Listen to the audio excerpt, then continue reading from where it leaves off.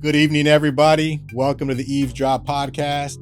We got a show for you guys today, especially if you're sports fans. You guys are going to want to tune in and eavesdrop. But let's start introducing everybody. Big Todd, how you doing, sir? Man, I'm blessed. Thank you for asking, my brother. Okay. All right. Yeah. Not a long one today, huh? Yeah, I don't want to be long-winded. I want to get right into this right here. This is going to be a nice show. You guys are in for a super treat for sure. Yes, exactly. Mr. Paul, how you doing, sir? Doing great, man. How about yourself? I'm doing really good, too. Yeah, I'm excited to talk about sports. All right. All right, guys. We're about to introduce right now our guest, former professional baseball player and Pure Hitters brand owner and CEO, Gerald Davis. Hello, everybody. Yeah. How you doing, sir? I'm Welcome good. to the show, man. Good. Glad to be here. Yes, sir. Thanks for having me. Right on. So a little bit more so the audience can get to know who you are. Drafted by the New York Yankees in 1989 out of high school in Detroit. Played 11 total years for multiple teams, including 1 year for the Boston Red Sox. Man, what position? Outfield, left and right. All right. So the rivals, New York and Boston. Yeah, both back to back. Yeah, I'm sure that some of your teammates give you a hard time. they did, but I love both. I'm a baseball player. I'm a Yankee since the '70s, still to this day. But Boston, I'm a baseball fan, so I had some great. Jim Rice was one of my heroes and whatnot. So he was actually one of my hidden instructors. Okay. When I was with Boston, so I got a chance to actually work with him. Worked special instruction with Ted Williams for 4 days. He came to camp. Yeah, before he got sick and, couldn't come anymore. But he used to come, and you're going to listen to him or he going to walk away from you. Man hit 400. So, Somebody better listen, yeah, right? you better listen. Wow. Yeah. 3 years throughout Mexico. You played in Mexico. Yeah, 3 years. My last 3 years, actually. Yeah. You speak Spanish? I learned Spanish actually because I played 1 year winter ball in Colombia in '96. I didn't know anything but ojos bonitos and hola, right? And so, because that's what my guys told me to get the ladies, right? That's to say that. But when I couldn't live in a village. I was the first black man in a village called Cenotillo. It was only 3,500 people. So I couldn't keep playing there and not learn. So I got with a guy who wanted to practice his English. And he helped me learn Spanish enough to be able to live there and order my food and money. I learned a lot, but it took a while. I probably can speak better than I have to slow people down, and then I can understand you more. But yeah, no, my at the time my girlfriend, she was super surprised when she came there and I was ordering food in Spanish and all that. So Nice. yeah, no, because I also respect other people. I wanted to be able to communicate. Yeah, absolutely. Yeah. You speak. You like spicy food? Oh yeah, for sure.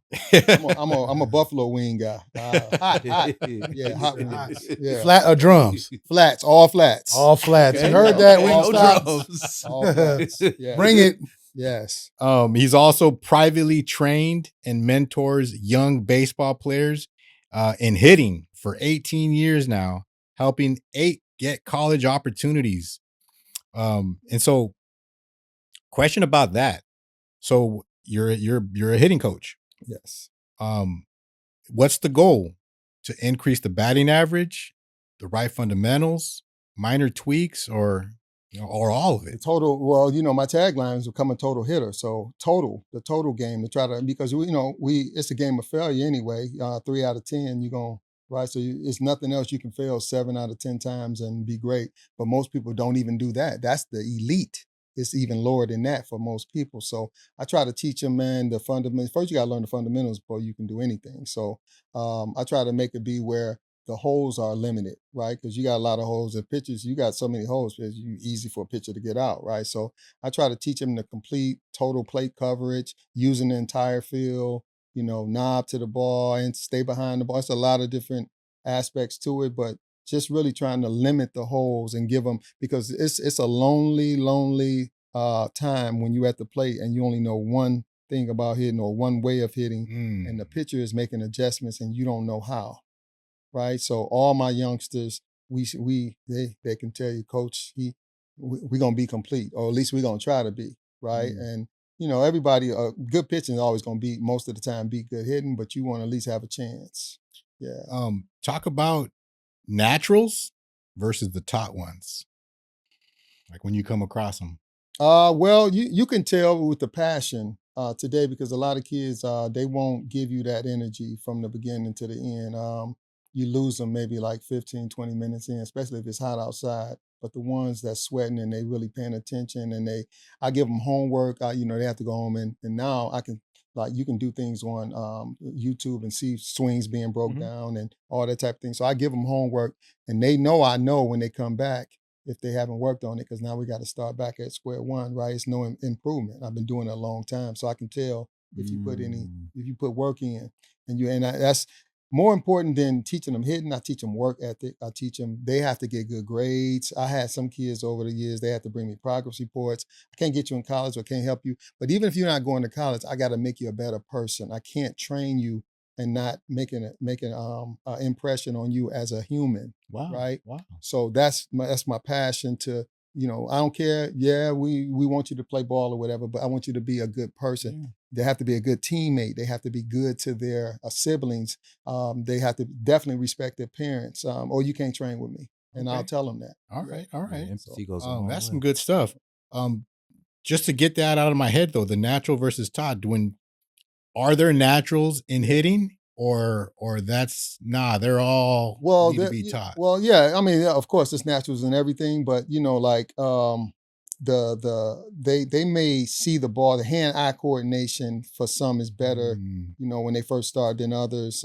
They pick it up like nothing. Then you got some they got to work a little bit at it, and then you got some that never get it right.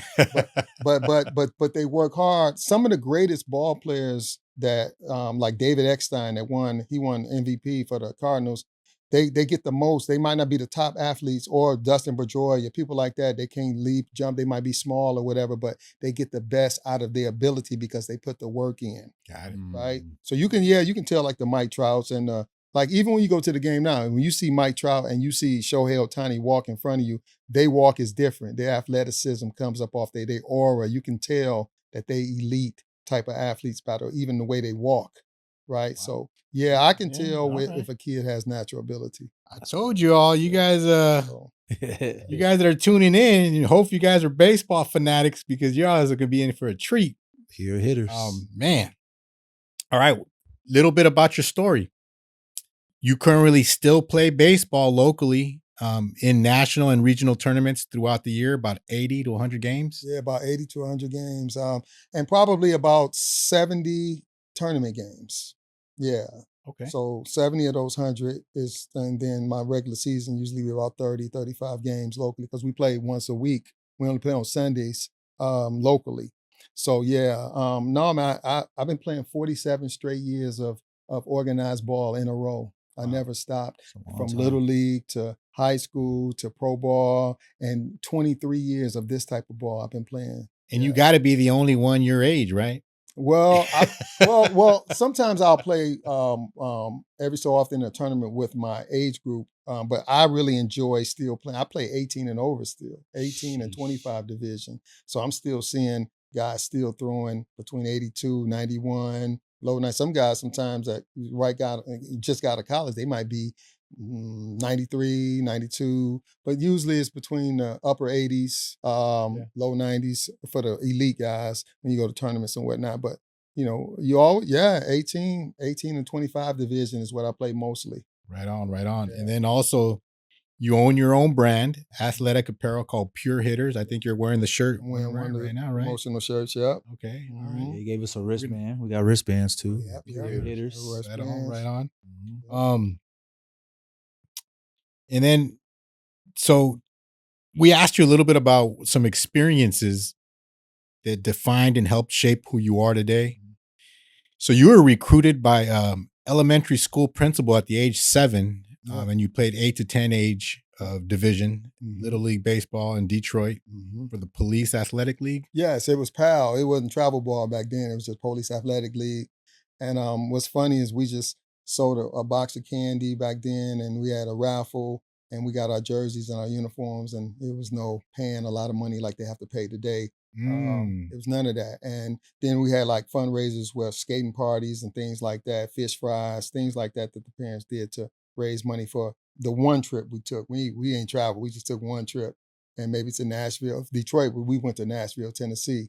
And my principal actually used to watch me play at the recess and in gym. And I wondered one day why he told my mom to come to the office after school.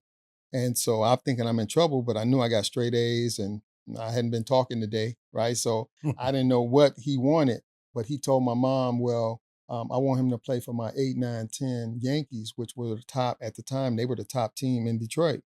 And so he was not only the the director of the organization, but he was the manager of the 8, 9, 10. Mm. So my mom was like, well, it's 11 of us in the house. I'm the only child, but I had my cousins and her 6 siblings and my grandmother. So we only had one car. And she was like, I can't get him to practice, whatever. He was like, no, he's good enough where I'm going to take him home with me and he'll get dressed with me and we'll go to practice. And if you can pick him up, fine. If not, you only live 15 minutes, I'll bring him home. And my mom was like, well, he's only 7. And he was like, no, he can play with us right now. So to make a long story short, I made the team. I won rookie of the year for the whole league at 7. What? That's a big deal. Not just 7. my team, the whole league. And then I played, I went to I pitched in the World Series when I was 9 because I was a pitcher as well. And I was striking everybody. I had 10 no-hitters in 5 years of that organization. I played with them 9 years. I won 7 MVPs, 1 most versatile trophy, and that Rookie of the Year trophy. And so 9 years with the Yankees, and then I got drafted out of high school by the Yankees. Wow. And I was the first team I ever fell in love with and watched. First World Series was the Yankees-Dodgers, 1977. So I don't miss Yankee games. I haven't missed a Yankee game. It's either taped or I watch it live for the last 30 years. Yeah. I gotta ask a question about the principal. Yeah. How long did you still talk to him, stay in contact with him? I mean, He's dead now. Yeah. But how long did you stay in contact? Oh with him? no. Throughout the whole thing, throughout my high school, he didn't get a chance to see me play pro ball. He was dead by then, but. He knew about me playing because actually one of the coaches that was my assistant coach, he always umped my games in high school. So he saw me from 7, right? So so he would report to him. He was sickly, so he couldn't really come out to the games. But he passed away. But he was the one that got me started. Right. That's got to be some great stories that at least like he felt like, man, I knew he could play. Because but before that, I was playing in my neighborhood. I was really good in my neighborhood. I was playing at 7 with my uncles, and they was like 15, 16. So people used to come and watch the little guy play, right? And so I was kind of like a child prodigy, I guess you could say, because no other kid, they wouldn't let no other 7-year-old play right in the games. And it was really a love from the beginning. Yeah. I got pictures of sleeping with my glove at 4 years old.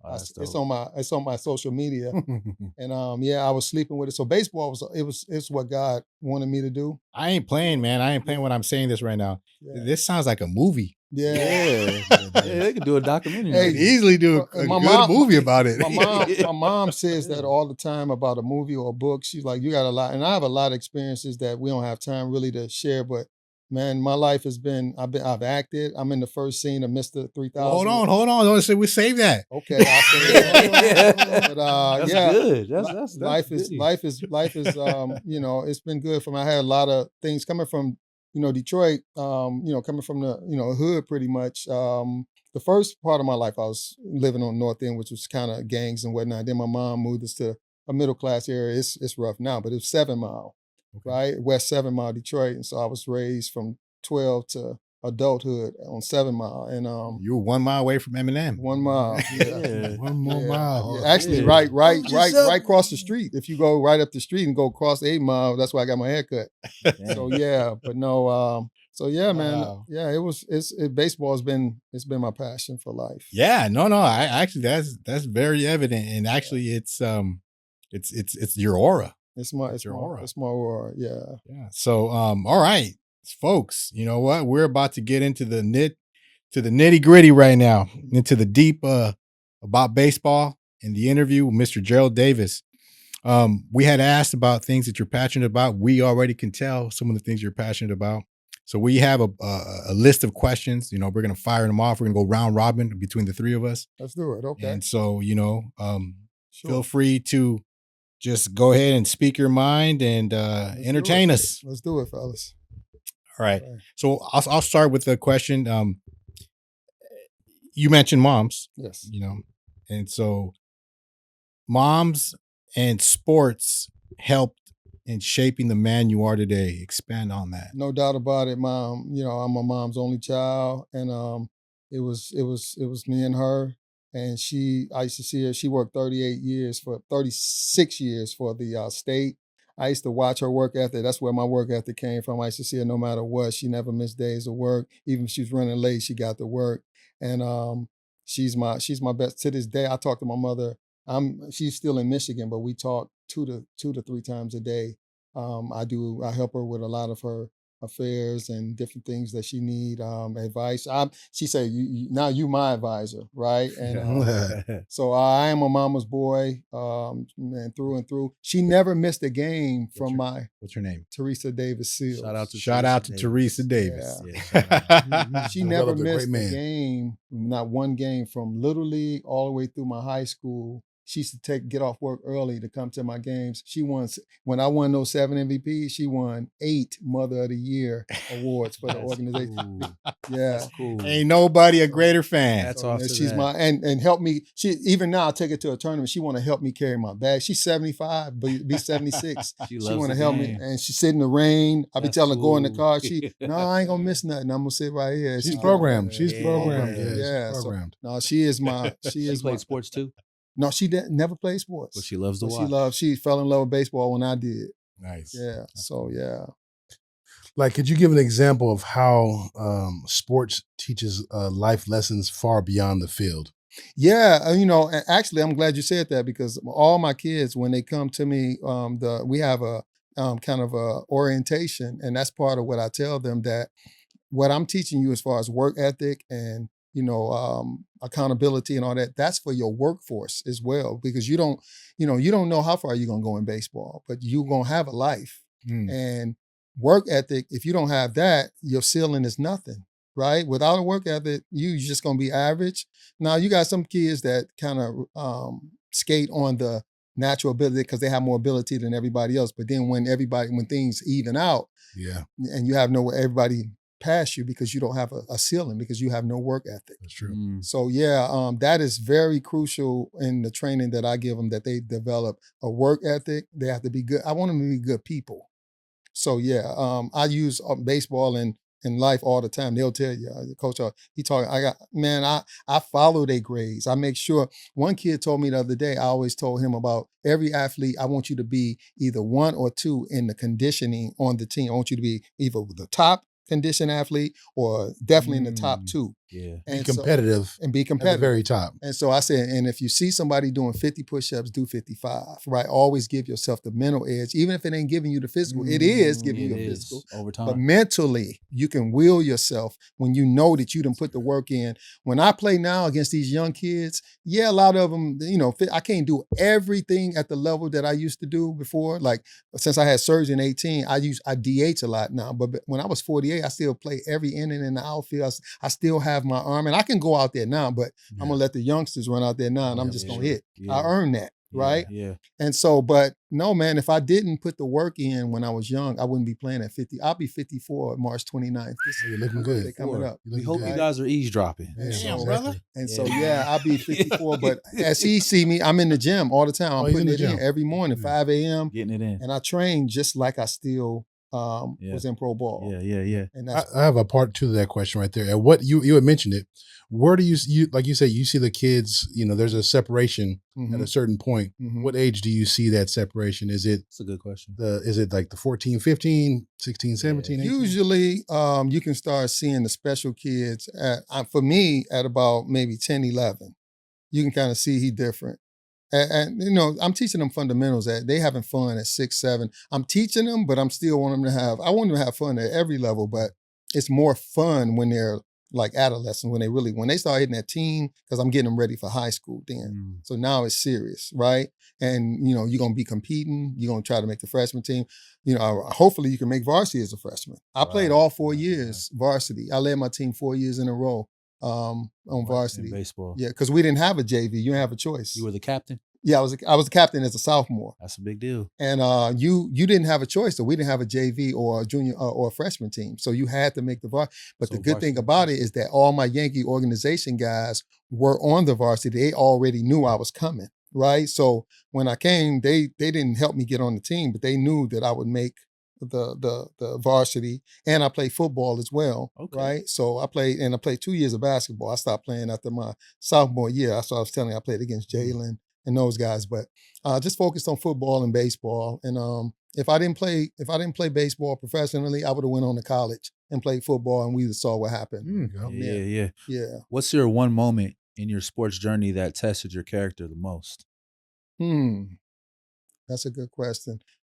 My character was tested pretty much when I went to Mexico, right? Because, I went to a foreign land. I didn't know Spanish when I went there, and they expected me to do supernatural stuff. Like they always wanted a home run. Like I remember my second game, I had 4 singles, and they were like booing me, like, Yeah, they're serious about baseball, man. Yeah, but they want you, like, because you're making more money than most of the locals. Oh, wow. They want you to do things Barry Bonds couldn't do. Hit 4 homers every time. Every time you up to the plate, come on. Yeah.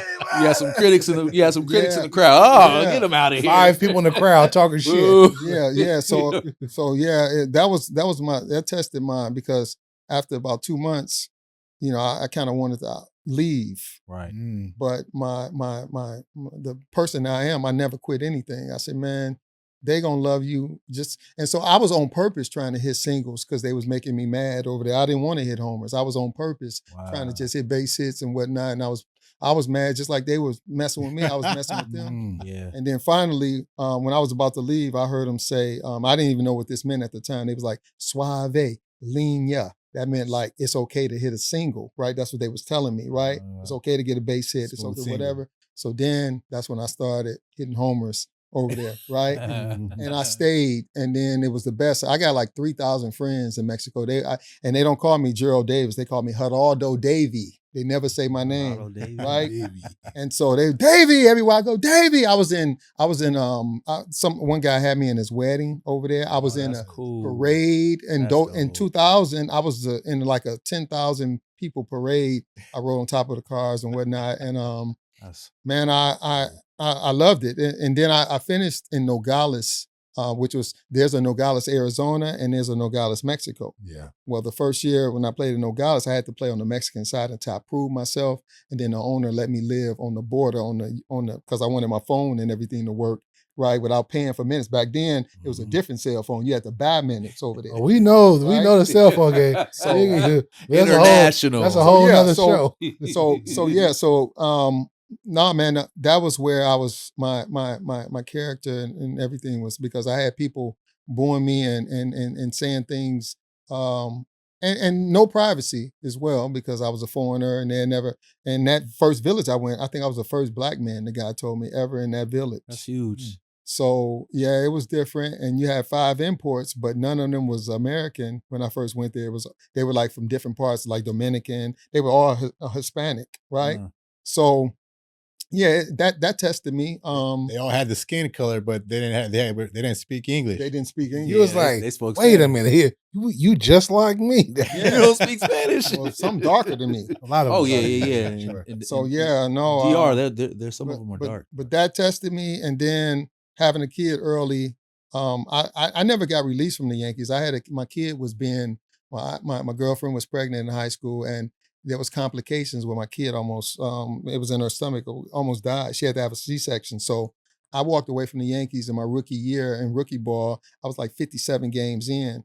And I didn't have a mentor or whatever to tell me, stay, we got this, whatever. And I just I told her I would be there for her. So I left and I went back home, and it kind of derailed my career, because walking away from the Yankees, it was a problem. Now they told me they was going to bring me back. They put me back then. You had a 90-day escape clause for high school players, that you can only play junior college ball. You couldn't, once you signed, you couldn't play university, but you could go to a junior college. So a lot of people don't know that. They think I got released from the Yankees. I never did. They put me in that junior college in Michigan. I made All-American, but I don't know if I made them mad with it, but they didn't redraft me. So I had to actually sit out 1 year after that before I signed as a free agent with Boston. Wow. And so, yeah, I had to go to extended spring and all that and make the team. Frank White, by marriage, is my cousin. He got me an opportunity. I was actually I had actually come out here and worked out for the Padres.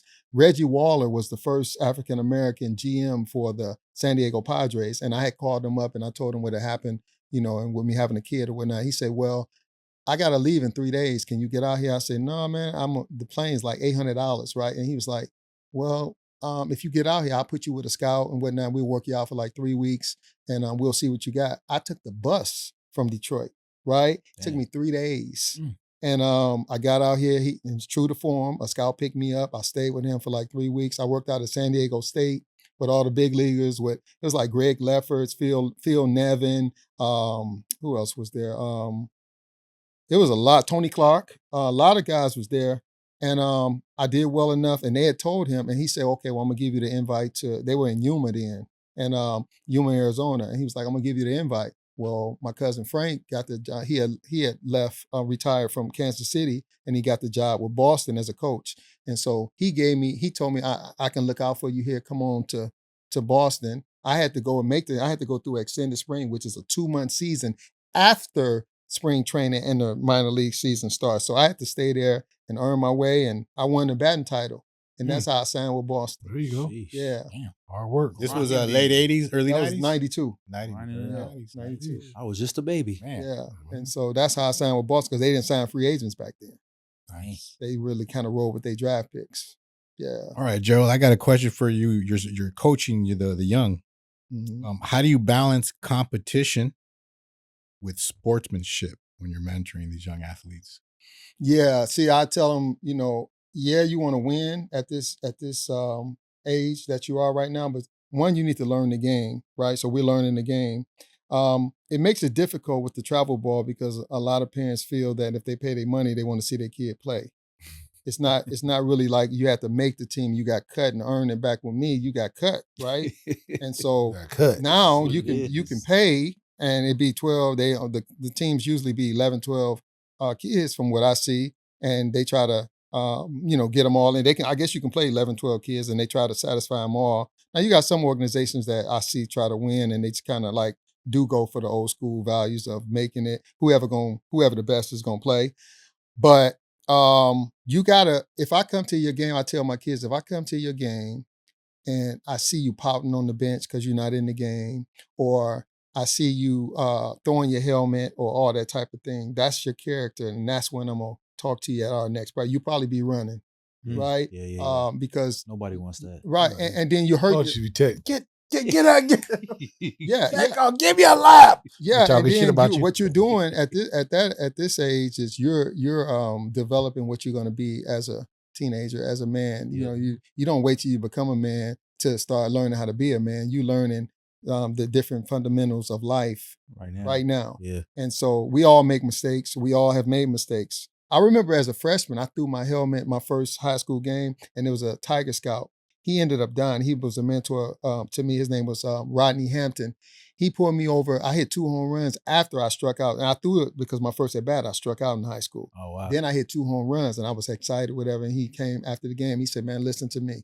If you ever throw your hat again, it's going to be me and you. I don't really know you, but I'm going to be on you your whole career. Wow. He say. And so nobody had ever really told me that, because I threw my helmet before, like in Little League and whatnot. But he was somebody I respected. And so I paid attention, and it was tough to develop not throwing my helmet, because we all get upset or whatever, because it's competitive. Yeah, I ain't throwing it because I'm trying to just be butthole.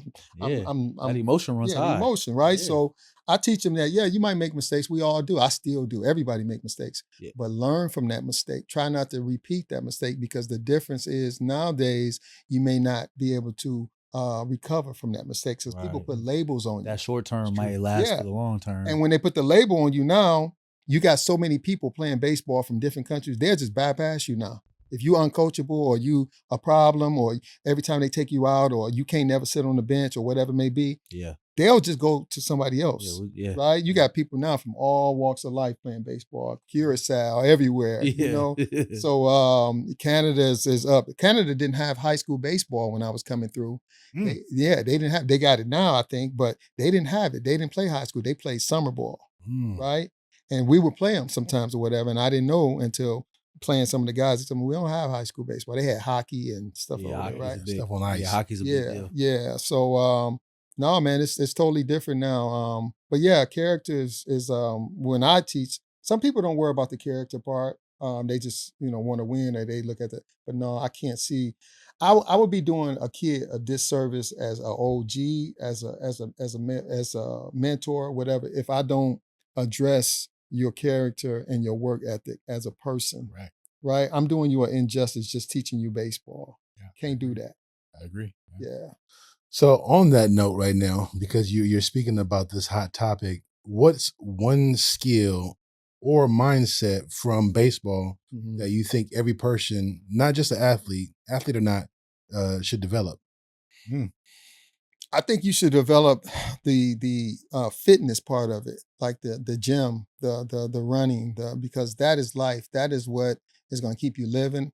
Prayerfully, God give you grace and wake you up every day. Man, your body is everything. Without your body, it's no sports. It's no life, right? And it's got to be at the forefront. We find so many things in life that's more important than us putting time into our body, which is the first, but we put a lot of bad things into our body as well, like bad foods, fast foods, whatnot, and we never burn any of that off. Not all of us, but some of us, oh man, I gotta work, or I can't do it because I gotta do this, or we always find an excuse why we can't make it to the gym, but we can do everything else, but we can't get to that gym. God gave us one body. You destroy that body, what you got? Nothing to show for. So yeah, so fitness. I would say that the training off the field, not anything on the field. The fitness part of it is. If we were betting here, would you have bet that? No, Me neither. that was fitness. That was left field there, brother. Yeah, but you're exactly right. Yeah, fitness for me, because without fitness, I wouldn't be playing at 54. Yeah. And I was looking at you right now. I was looking at you. I was like, man, you really do look good. Thank you. That's good. Thank you. Sure. Thank you. Yourself too. That's why I used to see you in the gym. I was like, we always nodded. Oh yeah, for sure. Yeah. Yeah, because anybody in the gym, man, I'm proud of you, man, because I know what it takes with what all we got going, hustle bustle in the world, all the things that we could be other places, right? But the people in the gym, they special people. I don't care what size you are. Listen, I see people body shaming people in the gym. Where else should they be? If they big or whatever, maybe where else should they be to work on their body but the gym? Yeah. And I've seen people in their body, because one girl, she came in, she told me, I'm not coming back here no more because people keep looking at me because she was big. I said, and so I worked out with her, right? Oh, right. I worked out with her. I said, no, we're not quitting. You where you supposed to be? Where else you gonna be? Yeah, no excuses. Good. Yeah, you're a rarity though to be at your age. Yeah, man. I'm all, one thing I pride myself is trying to be a good person. I'm trying to be respectful. That's how Todd and I met. Yeah. Everybody. Yeah. Whatever. He was plugging his phone in. Hey, just to let you know, he was plugging his phone in behind the bike. I said, "Damn, you got a lot of business going on. You brought your charger and shit." While he was riding the bike, he was not playing. That's my number one pet. Yeah, that's cool. I can't stand running out my phone running out. Oh yeah, you need your phone. I gotta charger. Yeah. Or I'm doing something with my business. Got you. Right? Yeah, you gotta stay ready. Gotta stay ready. Well, my mom is in Michigan, so I always have to. Yeah, that's cool. So you real tight. You talk to moms every day. Oh man, 2 to 3 times, sometimes 4 times a day. Okay, so adding on that, let me switch gears here. Yeah. And this is on the topic of development and mentoring of young people. Mm-hmm. What's the biggest mistake adults make when trying to mentor today's youth? Letting them feel entitled. Damn, entitlement. Mm-hmm. Okay, eavesdropping. Does that come along with ego? Is that why they're entitled? No, it's what we used to call back in the day being spoiled. Okay. Right. And you can, I have some kids that come and they have failing grades or so good, but they're getting I had to earn a lot of things back then. I had to if I didn't take care of school or whatnot, then I wasn't playing ball. Oh, okay. So you wasn't going to Foot Locker. I wasn't going to Foot Locker. No. It was instilled in you early. It was instilled in me early by my mom, right? My mother, she and my and my uncles and everybody told me, they say, man, we didn't go to school, but you get straight A's, you're gonna stay that way. Yeah. Right. Yeah. And so no, my mom told me from an early standpoint, she said, you're gonna develop, because her and my grandma are prayer warriors, right? So they always believed in God, and they taught me about faith and having faith and trying to be a good person when I was young. And so it developed and into the man that I am today. Yeah. But I've made mistakes. I've made bad choices. I've made, so I'm not perfect by no way. But I try to walk in God's light as much as I can. That's huge. Right. So that's huge. Let me hit you with the second question because it is a 2-part question. Okay. What are your thoughts about parents living their lost sports dreams through their kids? That is really why I won't coach and I just train.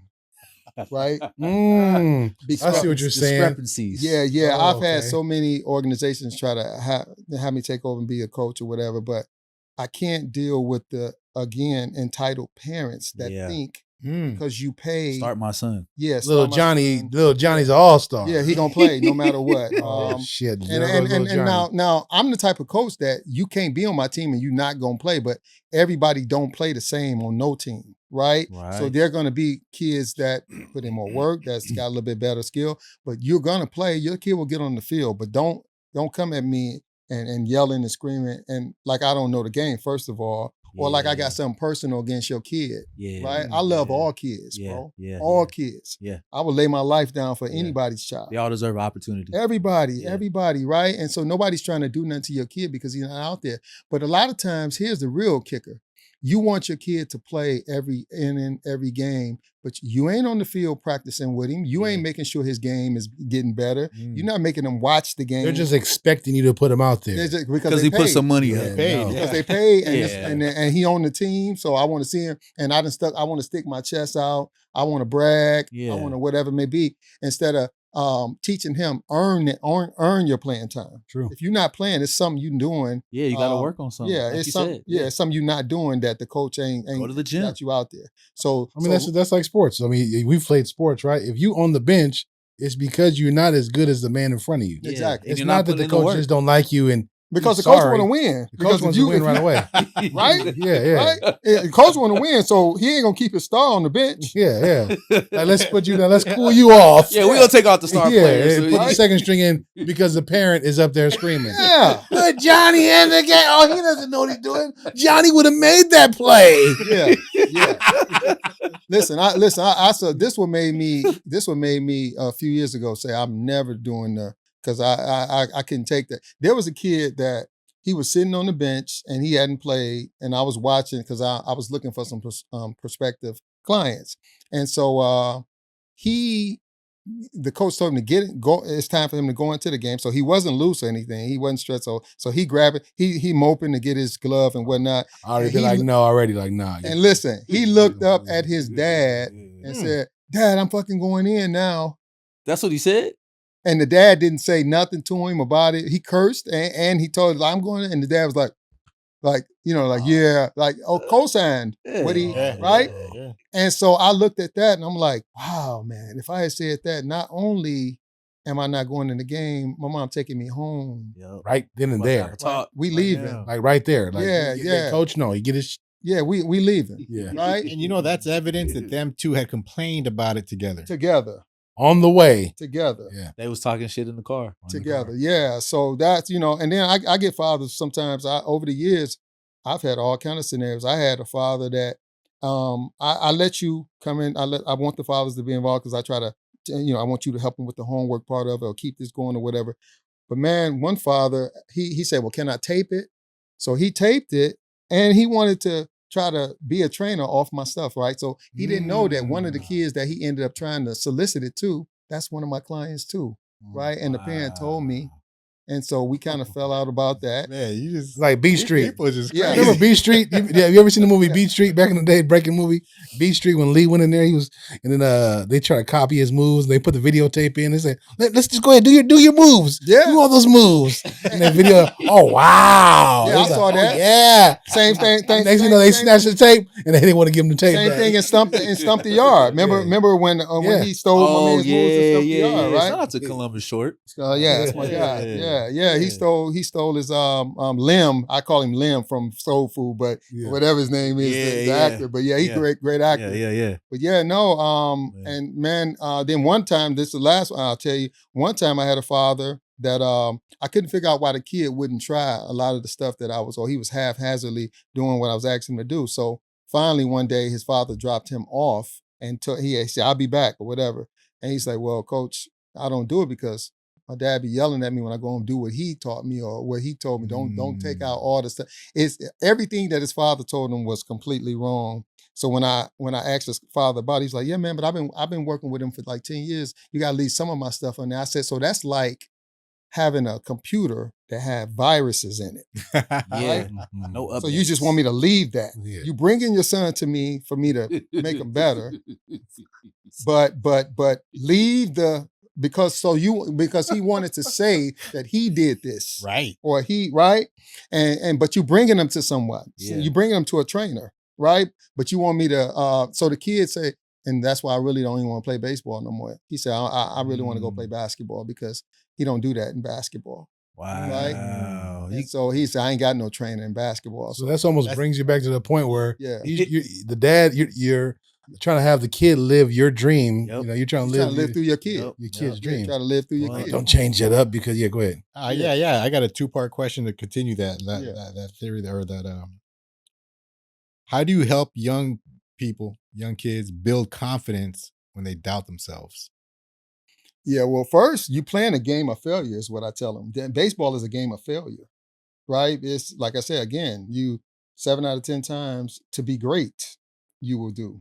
But like most people don't understand that everybody don't hit 300, so they really like 2 out of 8, right? Sometimes it's less than that, right? So, yeah, you really if you realize that and you use baseball and understand that I'm gonna fail, I'm just gonna go right to the next at bat or the next day or whatever. Because sometimes if you don't let that go, if you strike out or whatever, you take that out into the field to defense. You make a error on defense because you mentally messed up, right? Or your whole day, your whole game is messed up because of one at bat, or you arguing with the umpire, or whatever it may be. So if you come to my games right now, I stay even keel. Everybody say no, whether I hit a home run, single, whatever.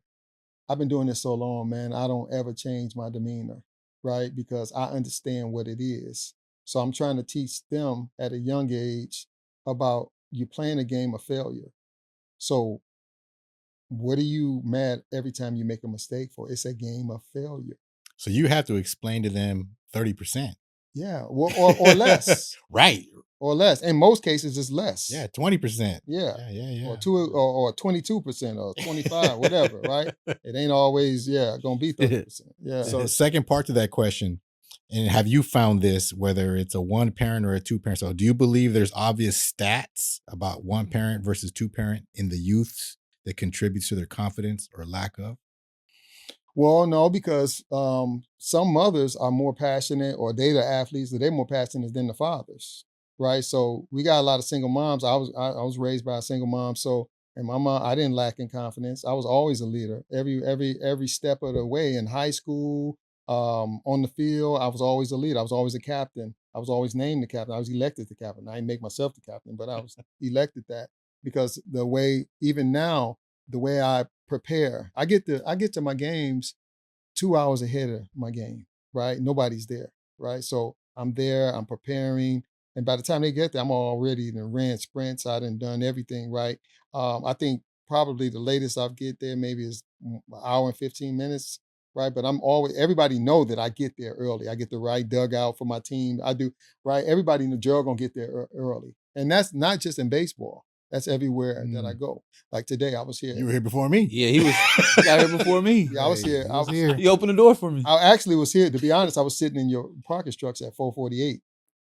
Yeah, and then I came up here about 5:15, whatever. I knew it was at 6. And so, I'm always early, man. At the, it's. I love it. Yeah. I told you, Ruben. Respect. I told you. Yeah. I told you. Now I have a 2-part question for you. Okay, what's one cornerstone or key piece of advice you always give the youth or that you mentor? I give them a lot of gems, but I think one of the things I tell them is, man, respect goes a long way, right? Respect. Yeah, respect. And so if you respect yourself, then you're going to respect your grades, right? You're going to respect your siblings. You're going to respect your parents. If you don't do anything, develop respect. You don't always have to like everything, because we don't love or like everything. That's kind of what's wrong with the world, because if we look at each other as a human being and we just say, okay, I don't even know that person, but I'm gonna respect them as a human.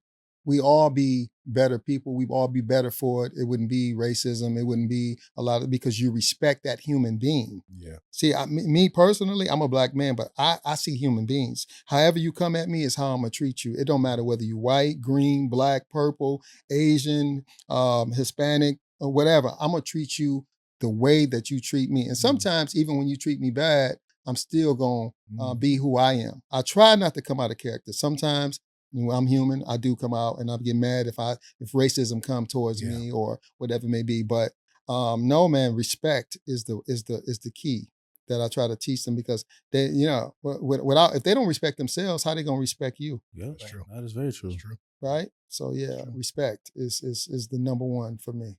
I hope you guys are eavesdropping. That is some gems he's dropping right now. Respect. Yeah, composure. The second part to that question is, how is youth versus adult respect in like Gen Y versus Gen Z?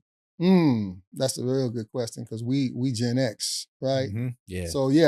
So I think I don't ever lump a whole group of people in, because you got great Gen X's, you got great Gen Z's, but what I do see is they're being raised. Social media raises them, right? A lot, and they're always on their phone. We used to have to eat at the table and things like that. Oh no. Right? They're like, I'm gonna eat in my room. You're like, I know you're not. Then the moms be like, just let them do it. You're like, but no, I really get along well with the Gen Zs and the millennials, because I respect. I mean, again, respect, right? So they may be entitled, they may have their quirks, but that's in our no generation is perfect, right? We got people that act like Gen Zs, right? And that's our age, right? Yeah, that's true. So I respect them. I treat them like I see them. I let them know I see you, right? And I'm respecting. I'm just trying to make you better. I'm just trying to help you not make some of the mistakes that I made. Or if you make those mistakes, give you some options on how to maneuver and how to, get through them. So I don't have a problem with any of the, I play with them, right? That most of the time I'm playing with the Gen Zs or the millennials, and we never have problems, because they all want to know information from me, because the way that I come at them. It helps them transition their game. It helps them transition, They right? probably look up to you. And they look up. I've never had a problem. I've never had nobody say, "Oh man, you ain't a good OG" or what. No, I pride myself in being a good OG. Yeah. Literally, my name G, so I pride myself in being a good OG. So no, I just try to be an example too. You have to live. You can't it's not do as I say, not as I do.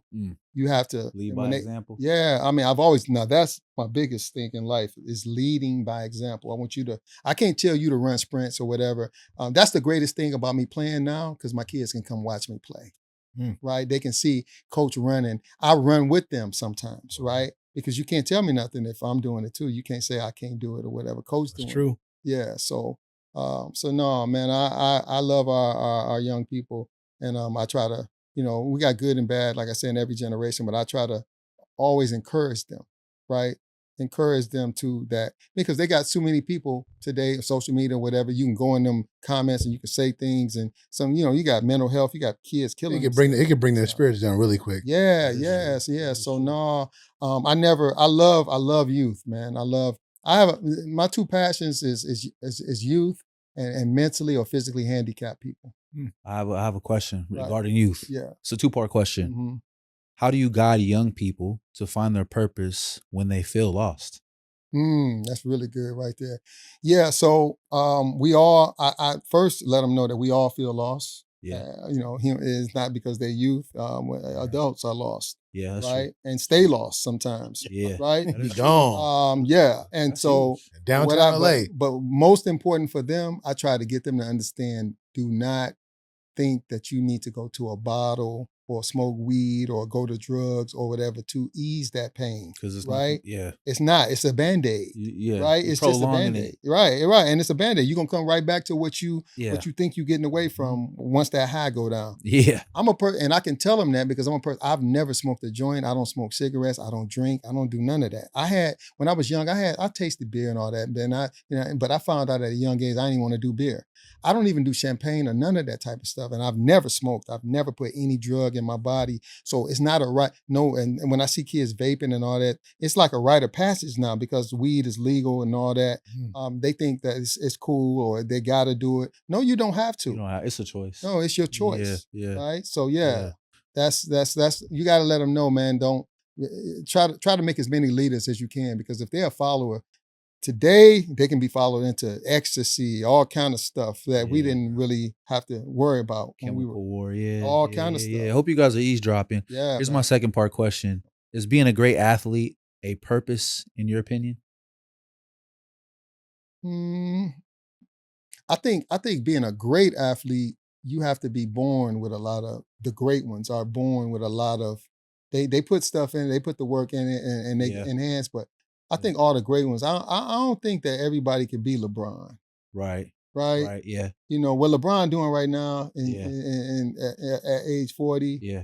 You know, I don't know how many we've never seen it before. I'm 54. But there's a mindset that's instilled in the great ones. That you can see. I mean, honestly, you can look at Tiger Woods, you can look at LeBron James, you can look at Kobe Bryant. Yeah. There is a killer mentality that those guys have. Yeah. That they were instinctively and someone helped them develop that. Right. It's in them, the killer part and all that. That's in them, but you have to develop that. That comes with confidence with your game. But the natural greatness in them because they're born with a certain amount of ahead of the game. They're born ahead of most athletes, right? So like LeBron's body was an adult body in high school. Oh, 16 years old. Right? That is true. He was a man-child. Genetically, right? Genetically, because genetics make a difference, right? Everybody, some kids born, like Chris Webber, I remember seeing him when he was in the 6th grade. He was like 6'6". And wasn't he on Sports Illustrated or something like that? Yeah, he was on that. But they was playing, I remember watching Sports Illustrated. I mean, not Sports Illustrated, it was Sports Final Edition. And they were playing the Greatest American Hero song to him. And they were showing this kid that was dunking. He was like 6th or 8th grade, something like that. He was like 6'6". Playing like an right? 8th grade, I think it was, Yeah. And then when he came to my high school and he played, he was still kind of awkward. He hadn't caught up with his body. He got hung on the rim and all that. And I was like, this kid gonna be phenomenal. So, and then he won, I think 2 or 3 Mr. Basketballs. And he became Chris Webber that we know today. But so you born with a certain amount. I do believe that, but I also have seen athletes that weren't born with all the genetics and they just work and they still achieve their dream. They develop. You know what? While you guys were talking right now, I was thinking to myself, what is that common thread? What's your thoughts? I would say competition. They're extremely more competitive than your average person. Yeah, well, because they are natural superstars. I mean, they were born with it. They don't work as hard. Right? They don't feel that they have to, right? Everybody ain't LeBron James just gonna keep working, even though they got everything. God gave them everything, but he's still gonna work harder than everybody. Some people, and not because they sometimes don't want to. Life and other things, they might be playing other sports. They might be into girls. They might be whatever it may be that takes them away from understanding that I should put something into my craft every single day. Right? Yeah. Even if it's just 50 push-ups. Yeah. Braun also puts $1 million into his body. $2 million now. Well, $2 million. $2 million. I don't think a lot of basketball players are doing that. Yeah, nobody. No, because a lot of people ain't got $2 million. He's a billionaire, right? You know what I'm saying? So I can't drink Kangen water. Yeah, but it don't take $2 million. He's just doing what he do. That's elite, but you could still be in super shape. It don't take for $48.99 a month. Hop in that gym. You know what I mean? So, EOS gym now. So yeah, you can still do that, but no.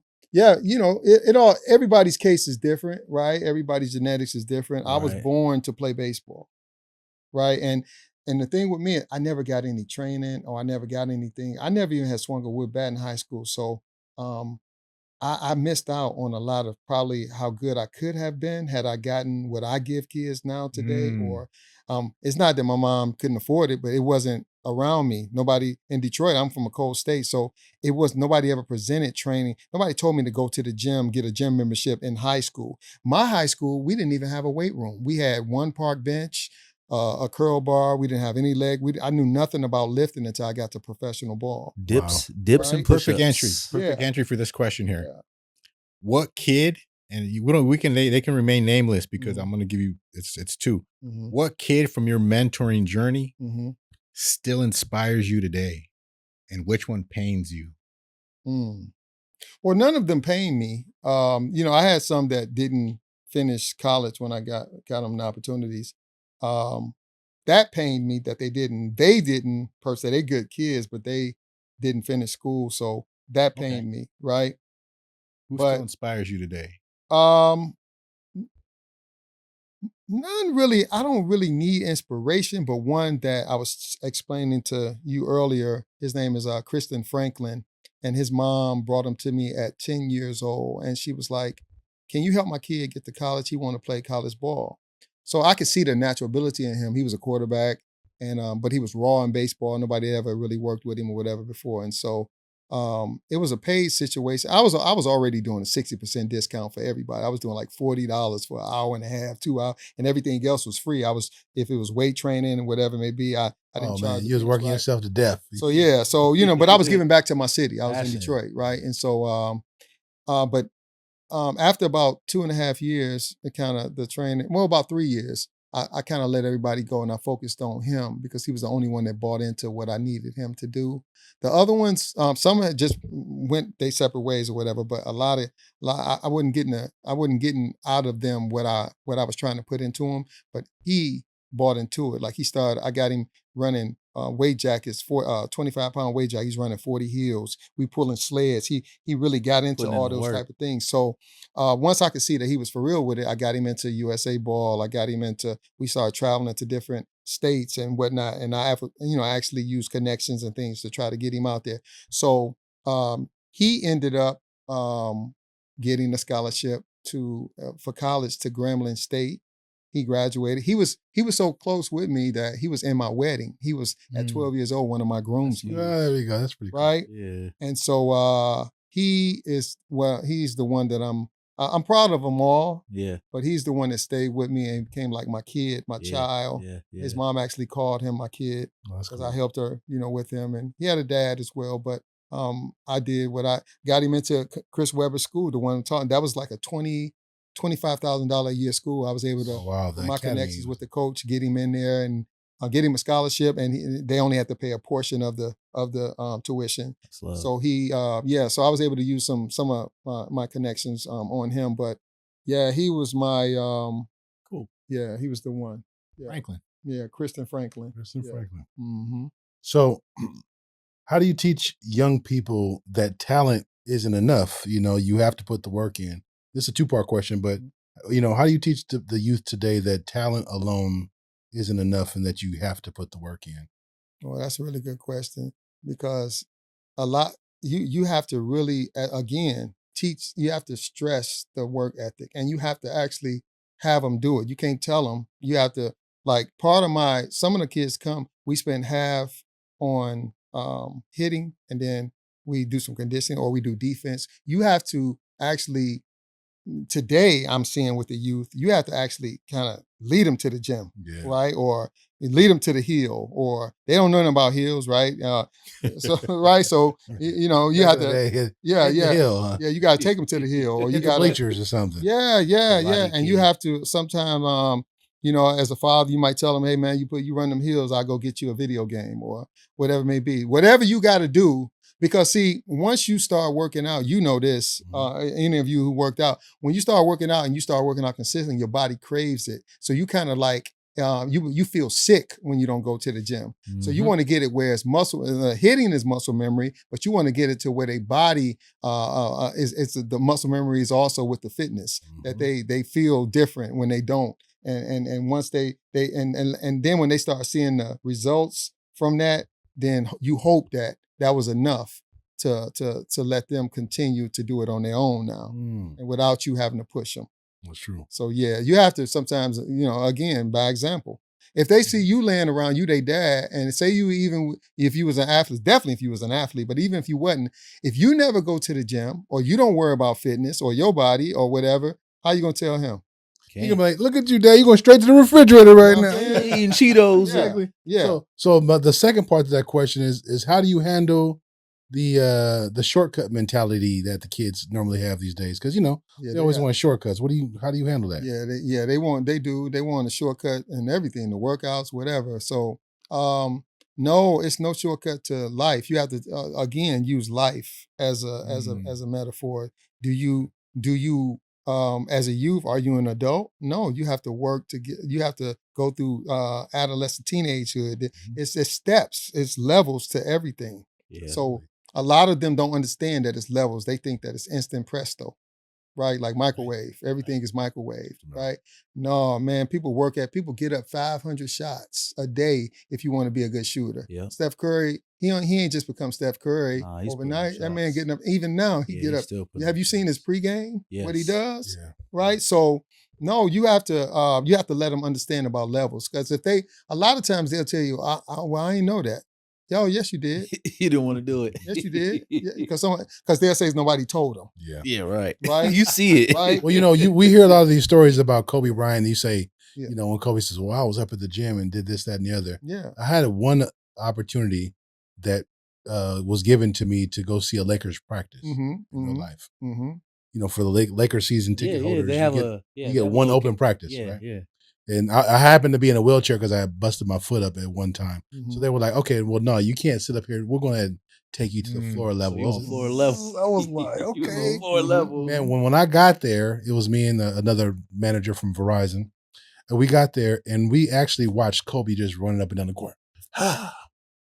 Making every early. Every shot. Sweating bullets for a whole 45 minutes. Yeah. And it was just Kobe and the trainers. 100% field goal percentage. Next thing you know, the team comes out. That's when you had Derek Fisher, you had Rick Fox, Lamar Odom, and all those guys start coming out. They start warming up. Sasha Vujacic, yeah. All the Vlade, right? Vlade, you're like, oh, Pau Gasol was there as well too, right? Yeah. So we're watching them practice, but Kobe was already drenched in sweat. Mm-hmm. Ran the whole practice, outran everybody in practice, outran everyone in the line drills, outshot everybody. Talking, communicating. After practice, a whole another hour after that. Mm-hmm. Everybody's just in amazement just watching Kobe just go at it. Well, everybody left the floor. Kobe still stayed out there. Still out there. It touches on your point. About, man. It's levels. It's the great ones that, Allen Iverson tell a story about when, he and Kobe, they were competitors, but they was also friends. He say, I forgot exactly where they were. Maybe they were in the Olympics or whatever. And he always tells the story about how he was like wanting to go to the club, and Kobe was like, "Man, I'm going to the gym." I remember that. Right? I remember that. And he said, putting up shots where everybody's at the club. If I go with you, you going with me. Well, and that's why Iverson say that's when I knew he was different. Right? Yeah. He always in the gym, bro. Yeah. He always. LeBron is 2 hours ahead of everybody and he 40 at a Laker game. He in there 2 hours. He get to the gym 2 hours, and he got his son with him. His son doing the same. That's why, I understand how people hate him. Bronny is putting work in. He getting better. Yeah, he is. You can see it in his game. He not living. Listen, like Bron said, he don't need the money. No, he don't. He's good. Right? He good. He good himself. He generally and then, like Bron said, he can run my company. Man. Right? Yeah. The boy playing ball because he want to play ball. And you see he getting better and better. You see him shooting them threes now.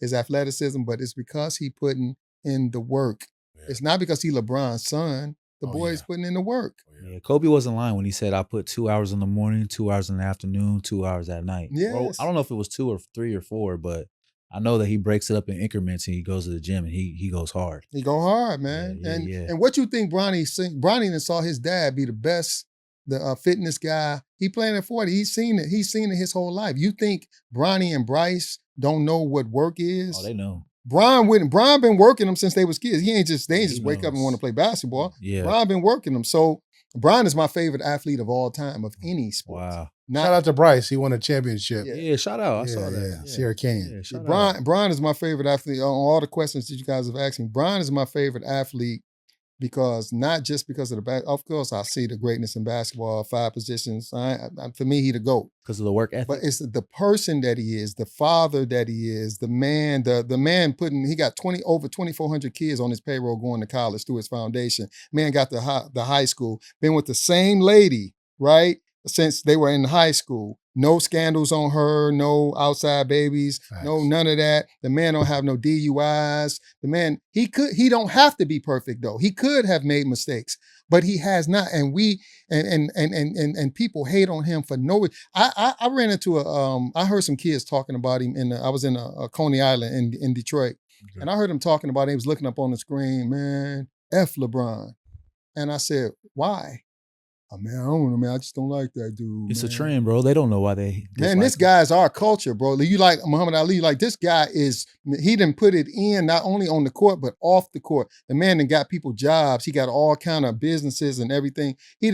That is my guy, and nobody can tell me, man. I'll fight you. You start trying to about LeBron. Everybody know my new girlfriend. That's what she just bought me for my birthday. LeBron shoes, socks, custom socks, cold. all this. Everybody know Bron is my guy. That's what's up.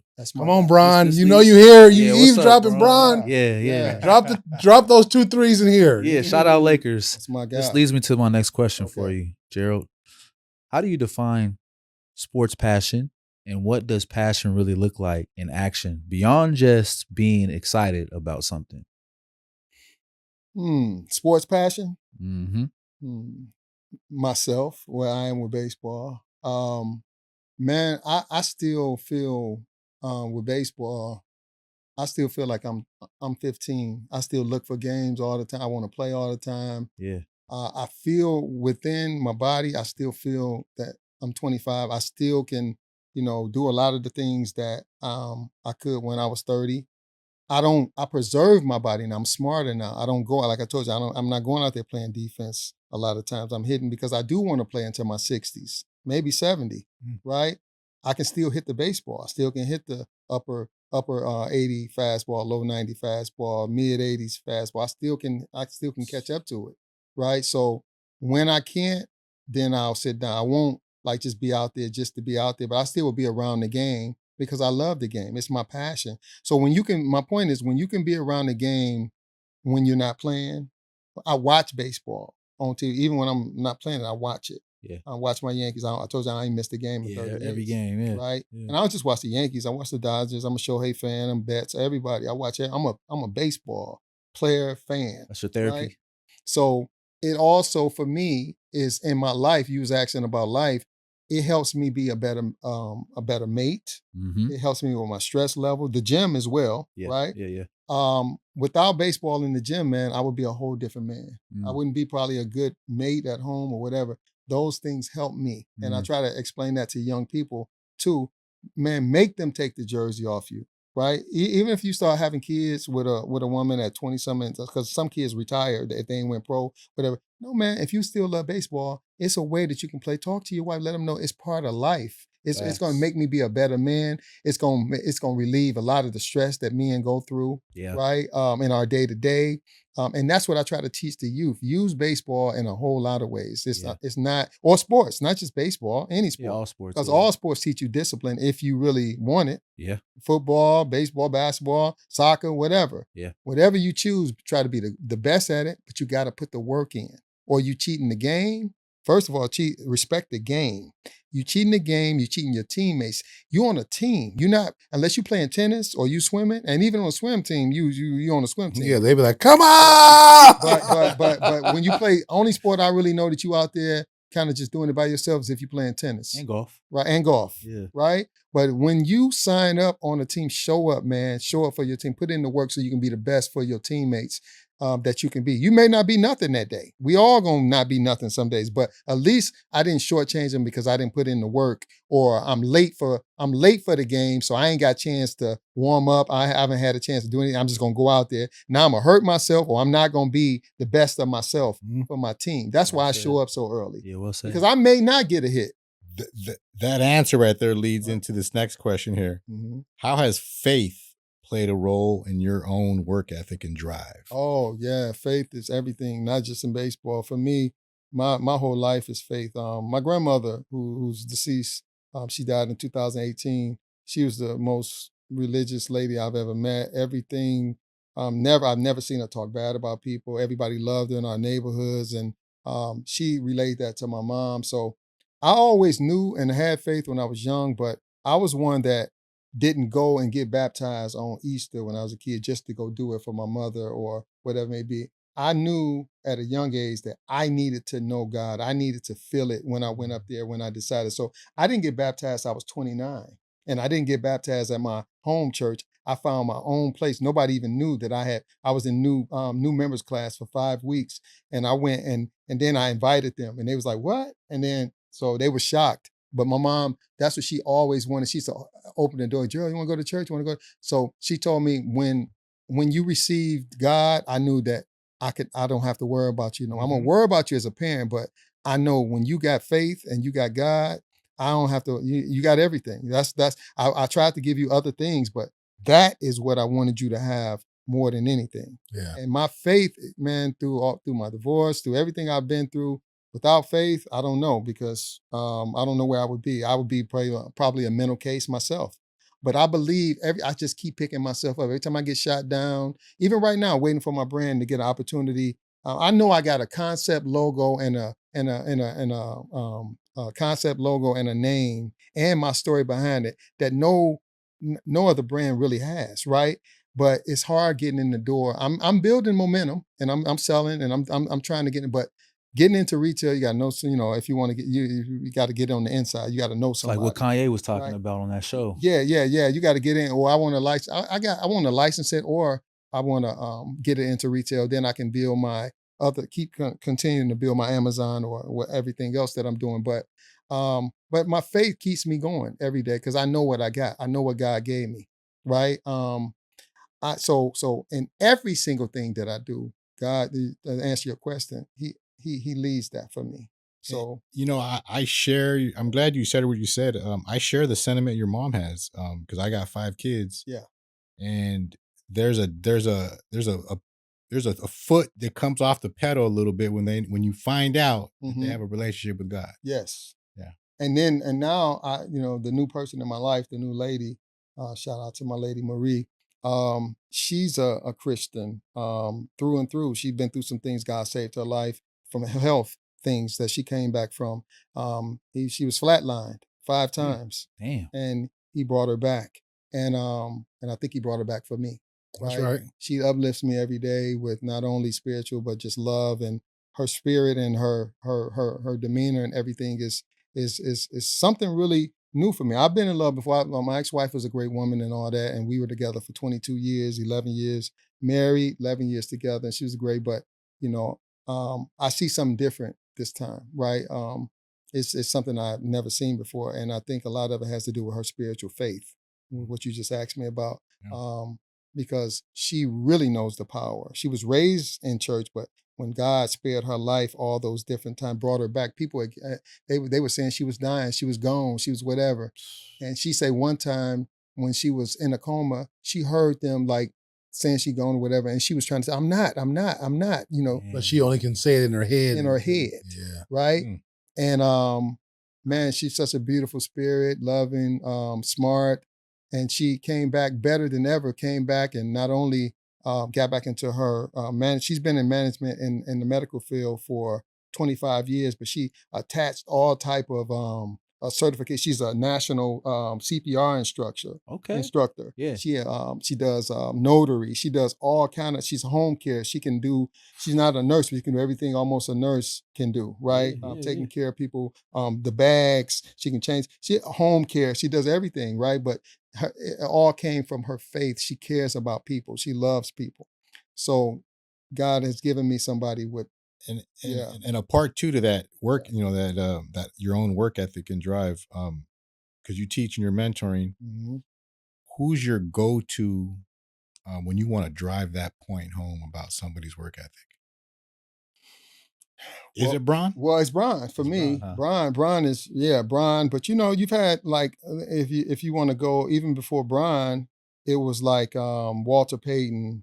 I saw Walter Payton and Karl Malone when I was a young athlete. I saw them running. They was the first people I saw running heels, right? And I was like, man, why they running them heels? And then one time they asked Karl Malone, "Well, why you run so many heels?" He was like, because for every heel I don't run, somebody else is running it, right? And so, yeah, then Jerry Rice. Jerry Rice had legendary, from what I understand, work ethics. So I used to look at the elite athletes like the Jerry Rices, the Walter Paytons, in basketball, Dennis Rodman.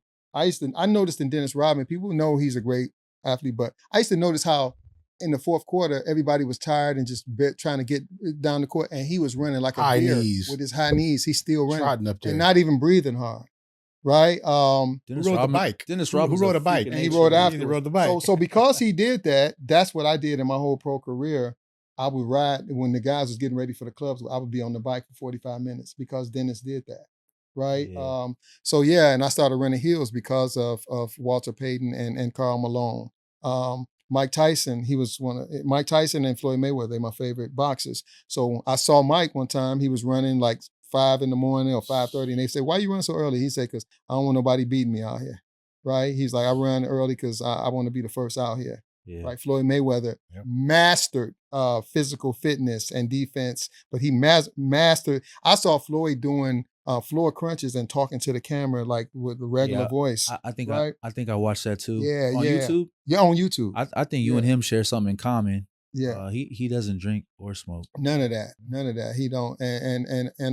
So yeah. So those are some elite athletes that I pattern my my work ethic. But Brian is my favorite athlete. That's awesome. Ever. Yeah, that's awesome. So so what's the difference between working hard and working with purpose? Yeah, I'm glad you said that because like I'm gonna just say with hitting, we'll make it short.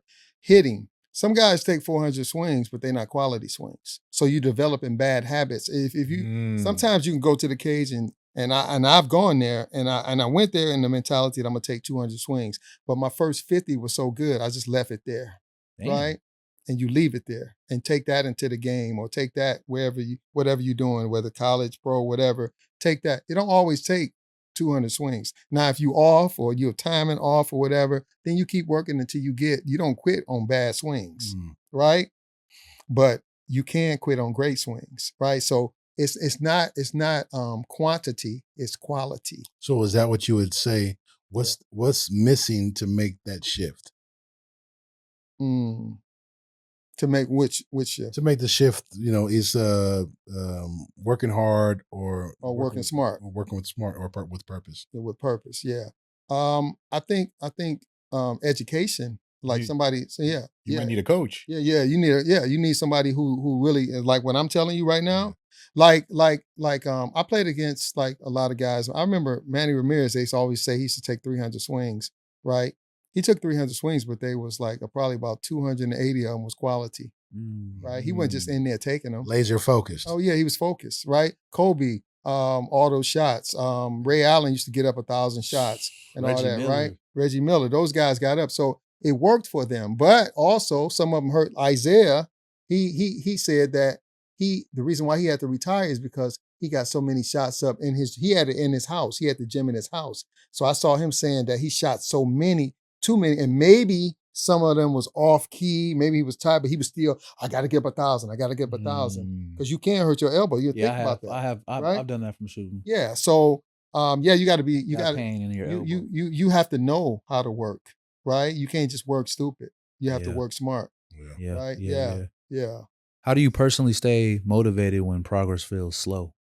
Like right now with my brand. Yeah. Right. Speak on it. Right. So man, I was beginning to tell that I built my brand off LinkedIn. Everything I found my designer, all the different connections and ESPN people, everything was on LinkedIn. And I was not even a LinkedIn person. I only had 2 people. But my ex-wife at the time told me, she was corporate, so you gotta use that LinkedIn. She knows, yeah. So I said, I'm gonna take 8 months straight and I'm gonna put at least 10 to 16 hours every single day into building my brand. Well, it can be sometimes 10 hours straight, or it can be 8 hours, and then at night I wasn't going to bed. I was going to bed like 2 in the morning, right? So I ended up, now I got over 2,200 of some of the most powerful, best people from Nike, Adidas, Bernice King. I got Gerald, I got NBA player, I got Lawrence Taylor, football. I got everybody in my LinkedIn They're not listening. because they saw my grind, right? They saw me not stop. A lot of people don't know that. I'll be telling people, they say, well, how you get started? LinkedIn, use that tool. So you go on LinkedIn and follow these folks? Do you write Yeah, a well, message? I started like reaching out to people, and then LinkedIn will even tell me, hey man, just do the people that you know. No, those people would come in, they was signing on to me, and then some of their people would sign on, then I would reach out to some more. Excuse me. And then before I knew it, I was at 1,000. And then everybody, they saw me build from ground zero. Like I have Scoop Jackson and people like that got involved. They wear my product for me because they saw the grind. I came to LinkedIn with just my logo, my concept, and my name. I didn't have anything designed. I had some merchandise from 18 to 19, just some t-shirts and stuff that I had online, Shopify shop. I wanted to get the name out, but it wasn't this line. It wasn't what I really wanted. So I shut it down for 2 years to come up with the concept and how I really wanted it designed and whatnot. And then I came back in 2022, January 2022, and I said, okay, if I'm gonna do this, I'm gonna do it for real. I'm gonna get this LinkedIn going first. Yeah. So I did the LinkedIn thing, man, and everything just started falling into place. I already had copyrighted and trademarked Bill Hitters back in 2018. Yeah. So I had that, right? But yeah, and everybody was telling me, man, I got people at Nike. That's what I'm trying to tell you. I know what I got. Nike, Adidas, everybody's seen it. They all love it. They just say, keep going. Get it out there a little bit more. Get that buzz And going. then they'll work with And you. they'll get, yeah, you're going to go where you're going because you got what you got. Everybody that's a softball player, Yeah. baseball player, a fan, and the gym people can, because my clothes is for everybody. Right. Right? It's not just for baseball. It's for, I got on the field stuff, but I got stuff for the gym. I got stuff you can wear casual wear. Right. Everything. I even got bombers and wow. leather sleeve varsity jackets, male and female design, ready to go. I love right? bombers, yeah. I just, I've had to do it by myself as a sole proprietor, so I had to take my time because I had to pay my own money. I had to make sure I got enough inventory for one product, two products. That's why you only see a couple products right now that I just started on Amazon, but I got over 30-some products. Hope you guys hear that. Right? I Plug just in, need plug opportunity. Right? Well, that's what we're here for. We're here to Yeah. help you get that word out. Yeah, I just need opportunity into retail. Somebody give me an opportunity or license it. I'll license it. I'm open to that. Those opportunities. I mean, those possibilities as well. So yeah, man. But I know what I have. So nobody can tell me. I know it's selling and stuff now. But I'm saying I knew before it started selling. I know what God gave me, right? Because I know I'm a baseball player. I knew what it meant. Yeah. So the progress for you is the marketing and the branding for Pure Hitters. Yeah, exactly. Yes. We still have a few more to go around really quick. So how do sports, mentorship, and faith all connect for you?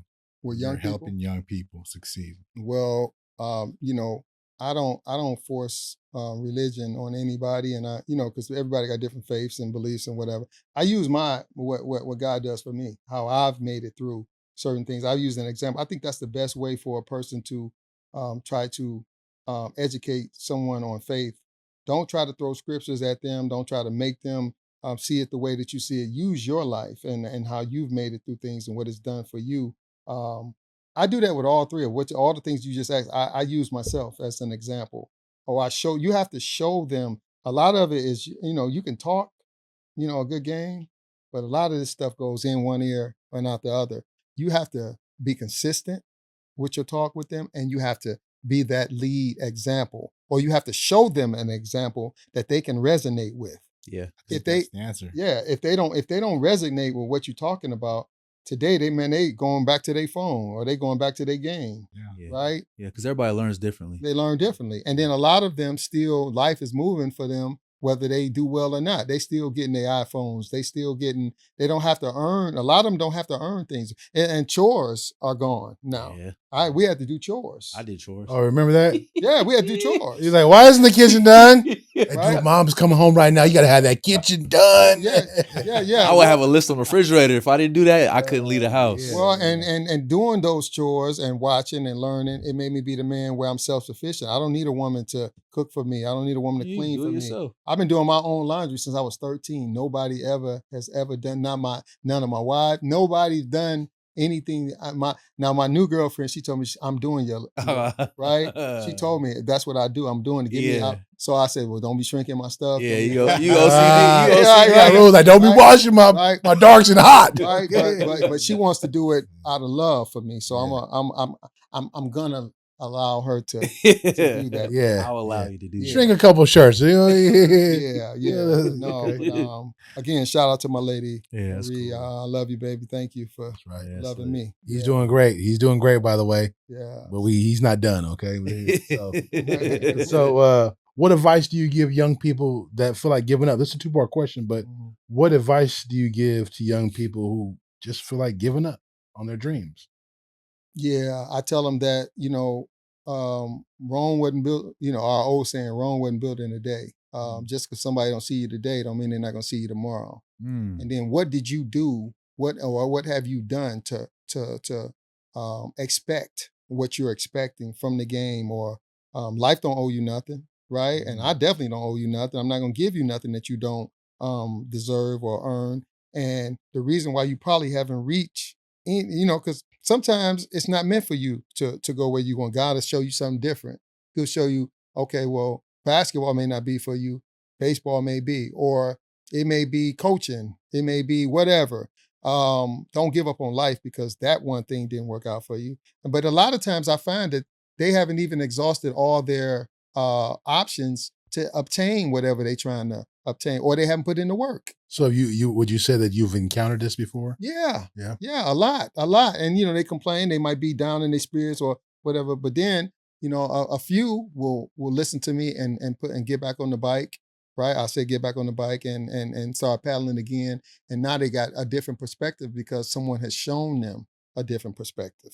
Right, if you don't show a kid a different perspective, then they're gonna go right back to the same thing. So you've seen, you've seen both outcomes. I've seen both, and being from the inner city, being raised, I moved out here in 14, but I was in Michigan 42. Detroit, actually lived in the city of Detroit for 36 years before me and my ex-wife, we moved to Southfield, and then we moved to Canton, Michigan, which is up not too far from where Wolverines play by. Yeah. So outside, but I've seen it all. I've seen everything that we're talking about today. I've seen examples of it. It's not something that I'm speaking on. I'm speaking from experience, right? But a lot of everything that I've told you today, I lead by example with work ethic and all that. Man, that's if I don't have nothing else, I got a work ethic. Yeah. Right, and whatever I'm passionate about. Yeah. You got to find them something that they're passionate about. Yeah. Right. If they ain't passionate, that's so. When you ask me about the young athletes that come to me, if it's no passion for them and they don't really want to be there, I don't even waste their parents' money or my time. So if their video games are passions, you be like, nah, don't bring little Johnny. Well, no, because all of them video game passioned, right? But they got to understand that I'm gonna put this game down a little bit and put this hour to my game. Or coach told me the best thing that's happened in the last 4 months is I got a kid that's what is he, 8? Yeah, I think he's 8. And I told him to always do extra, like what I'm telling you, do extra stuff. So we're walking in the outfield picking up the balls after he hit them out there. And he says, Coach, guess what I did the other day? My mom, because they're homeschool. I mean, well, they don't have a brick and mortar, so everything is at home, right?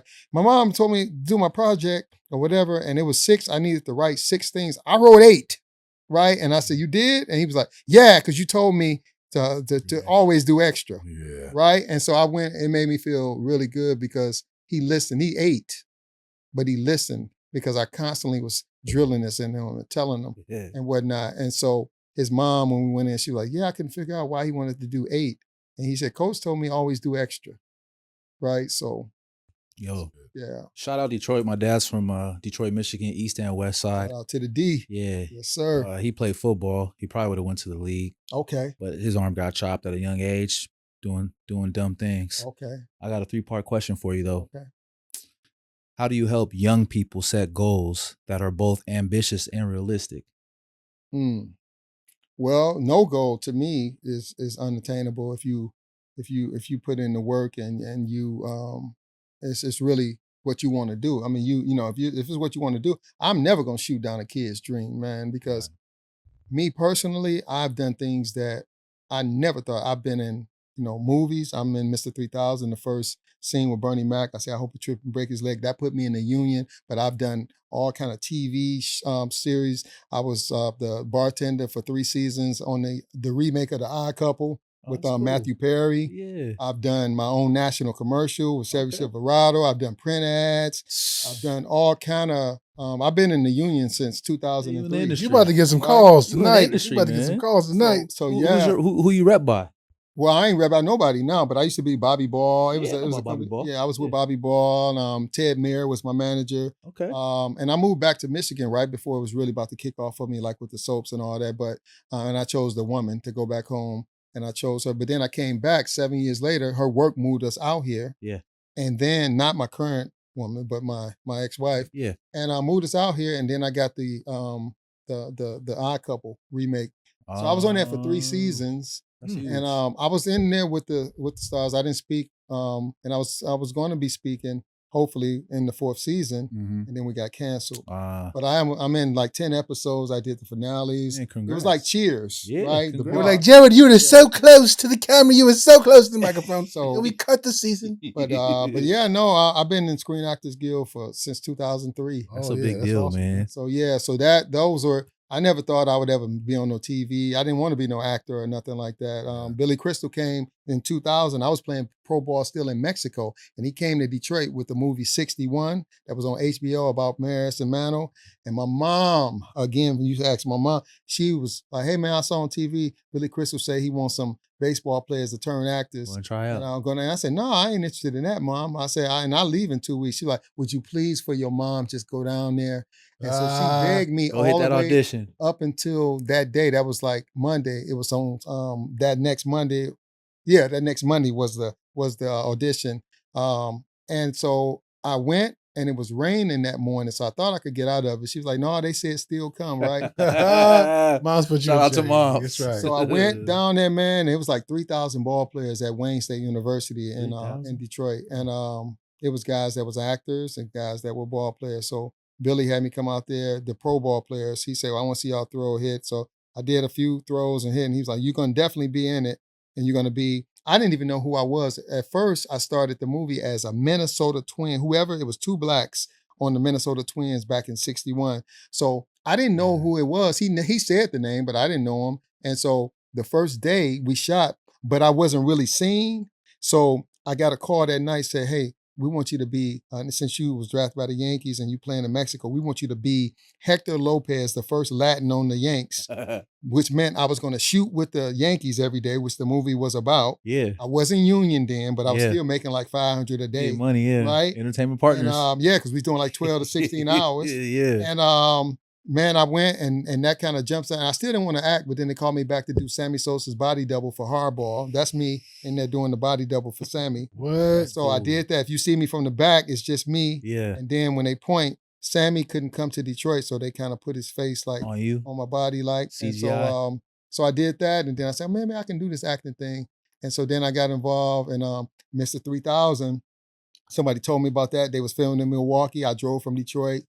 And I just went there. I was going to be a player. So they chose me to be a player right away. I was going to be one of his teammates. Yeah. And then they said, well, come on in the office, about 12 of y'all, and y'all going to read. I didn't even read the lines for the movie. We read something else.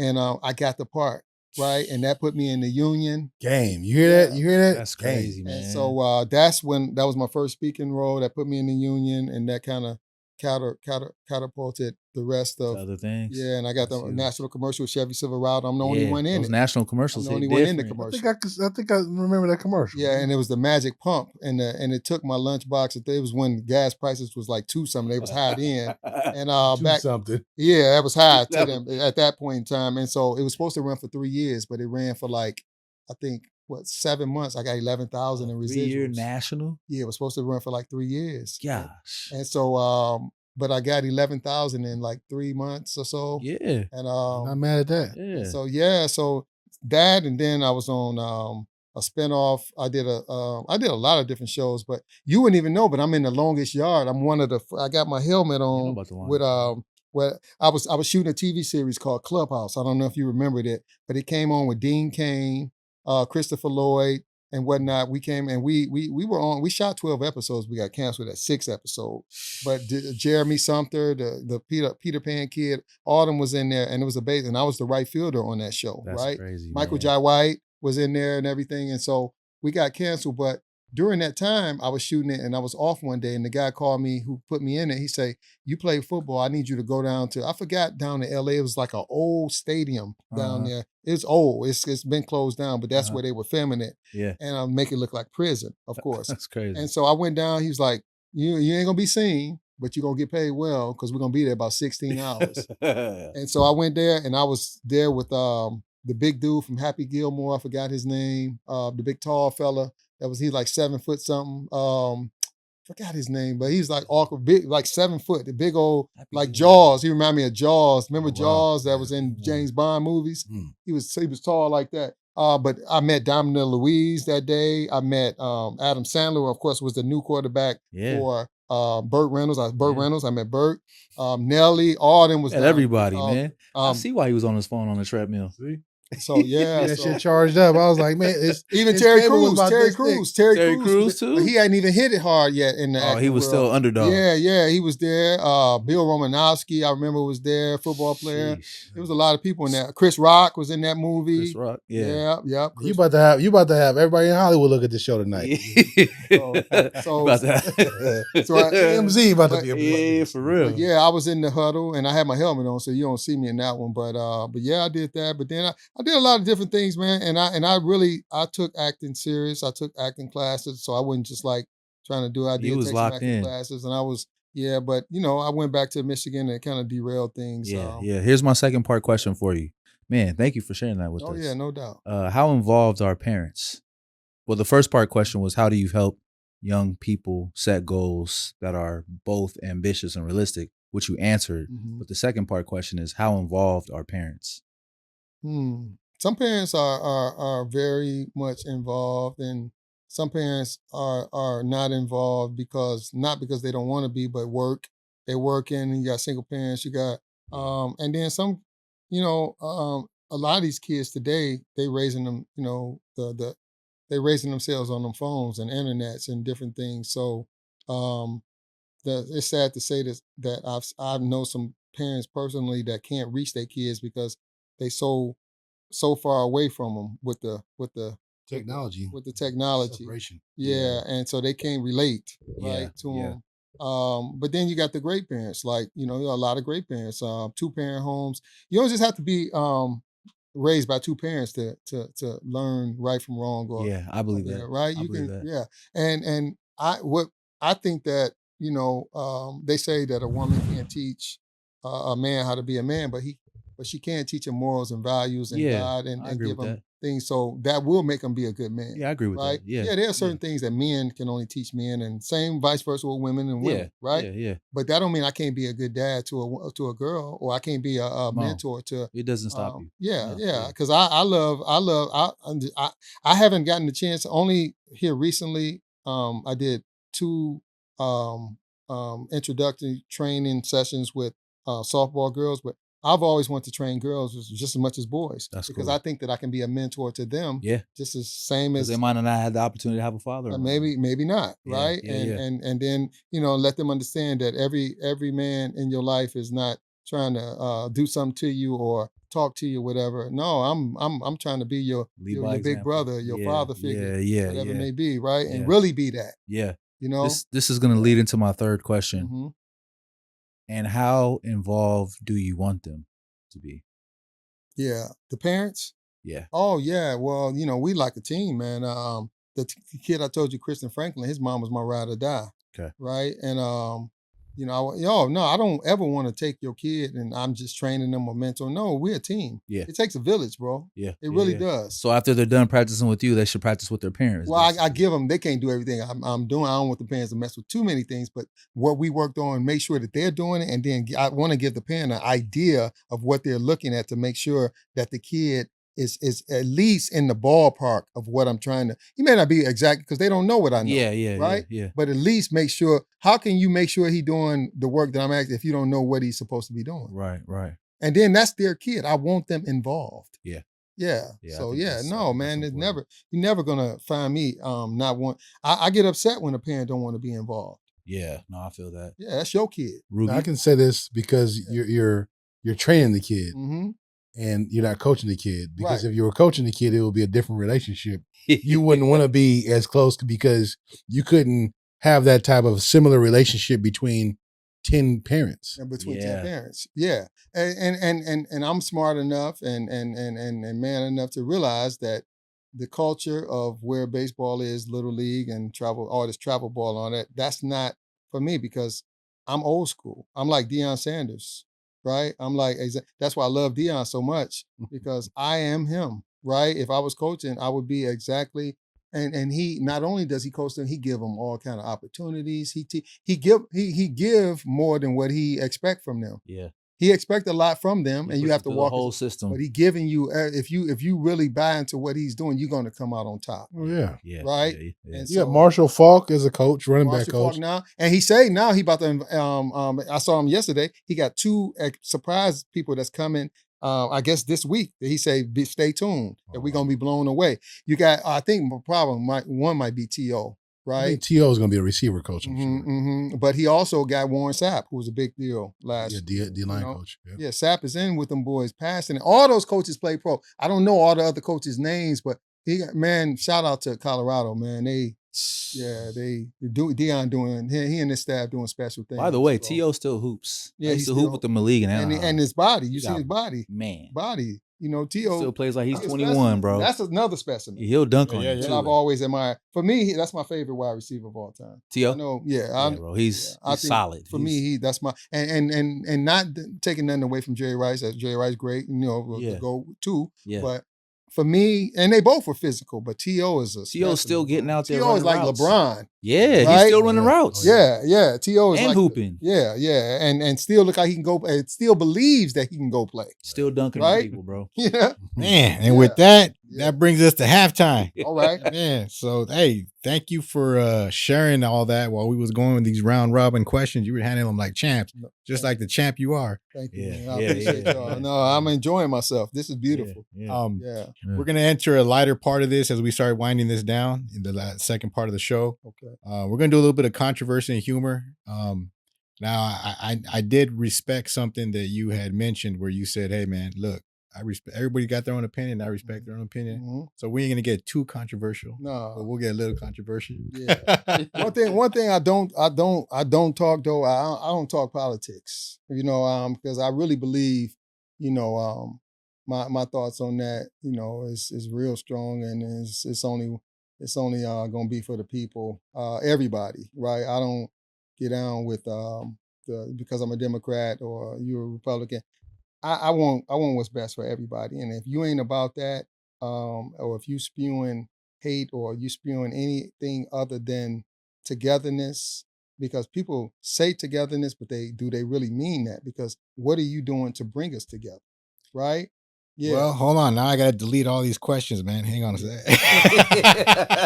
So I try to stay away from it's. I told you, even with religion, I try to just like use my life and my faith with that, because religion and politics, we all have different thoughts and beliefs, and I don't crush nobody else's belief or thought on whatever they believe or what works for them, because what works for me may not work for them, right? And I understand and believe that. I just want us to find common ground where we all, as not only just as one race of people, all races of people, where we can find that respect factor, right? Well, we're gonna definitely stay in your lane, Yeah, which is the sports lane. yeah. So that's where the controversy is gonna enter. Okay. So are sports fixed at different levels? I can't say whether they are or not. Of course, people believe that, right? Because they might see something they've never seen before, or they see something like in the fight that was just with Gerald Davis when he took the knee. That's my guy now. He said he had Jerry curl juice in his eyes. Yeah. Well, I actually saw you actually can see that when they slowed in slow motion that it really did hit his eye. It did. Right? But you know the rule that you're not supposed to take a knee and what that is. So I would have rather him just walk over to the to the corner instead of this was in our generation when there was controversy about refs being paid off in the NBA. You remember that? I remember that. Donahue or whatever his name. Donahue. Yeah, I remember. So, you know, taking it to different levels, you know, and then of course, you know, you go a little further back, you get the mafia. Yeah. Right. To go ahead and influence, you know, some players. The betting. Games. Mm-hmm. Yeah. So are sports fixed at different levels? Yeah. Well, you know, you got certain people that indulge in that, but I don't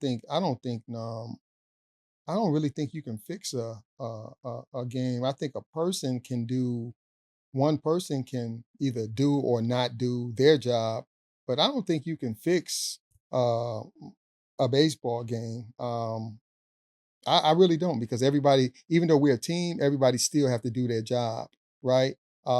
So I don't want to say that. I don't want to say that because then I'm putting everybody in a box when you. Here you go.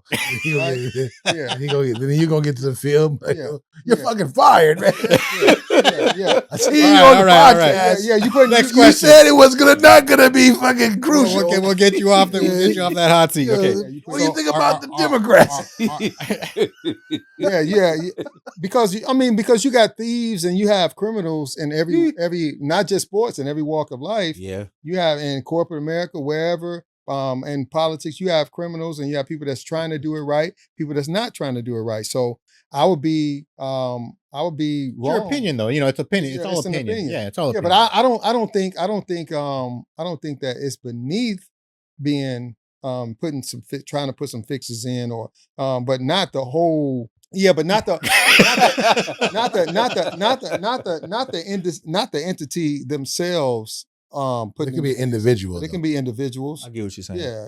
There's been some individuals on sports teams where after they ran the tape back, you know, you seen plays that they, you know, like what happened when LeBron was playing with Cleveland and the other guy went the other way with the basketball. I won't say no names. Wow. That was during playoffs. Yeah, we're going to get off that hot topic, so we'll go to the next question. Are sports more pure in high school and college versus pro? I think in college, I'm going to just speak on college, because high school, you're trying to develop and get someone to pay attention to you, to get you to a level that, right, you can maybe, excuse me, either get an education or get, pro ball level or whatever with. So college, I think is really important. And a lot of kids don't believe that they go one and done or whatever it may be, because there, not only are you learning a high skill set, but you're learning how to manage your time, how to work out. You're learning you're becoming mature. You're learning what you need to, once you get to professional ball, to be that, to understand, once you get that money, because when you get that money, it's different, right? You think you're Superman, you think you can do whatever. But if you've taken time in college to learn how to live on your own, because that's the first time you're on your own, right? So you're learning how to become an adult. Let me just rephrase it. You're learning how to become responsible in some sense of form, because you're still young when you graduate from college, but you at least got an idea of what it's like to live on your own, to pay some bills, maybe if you have an apartment or something, or if you work and do college or whatever, you're learning. So yeah, I think college is really important to develop. You should have some form of college.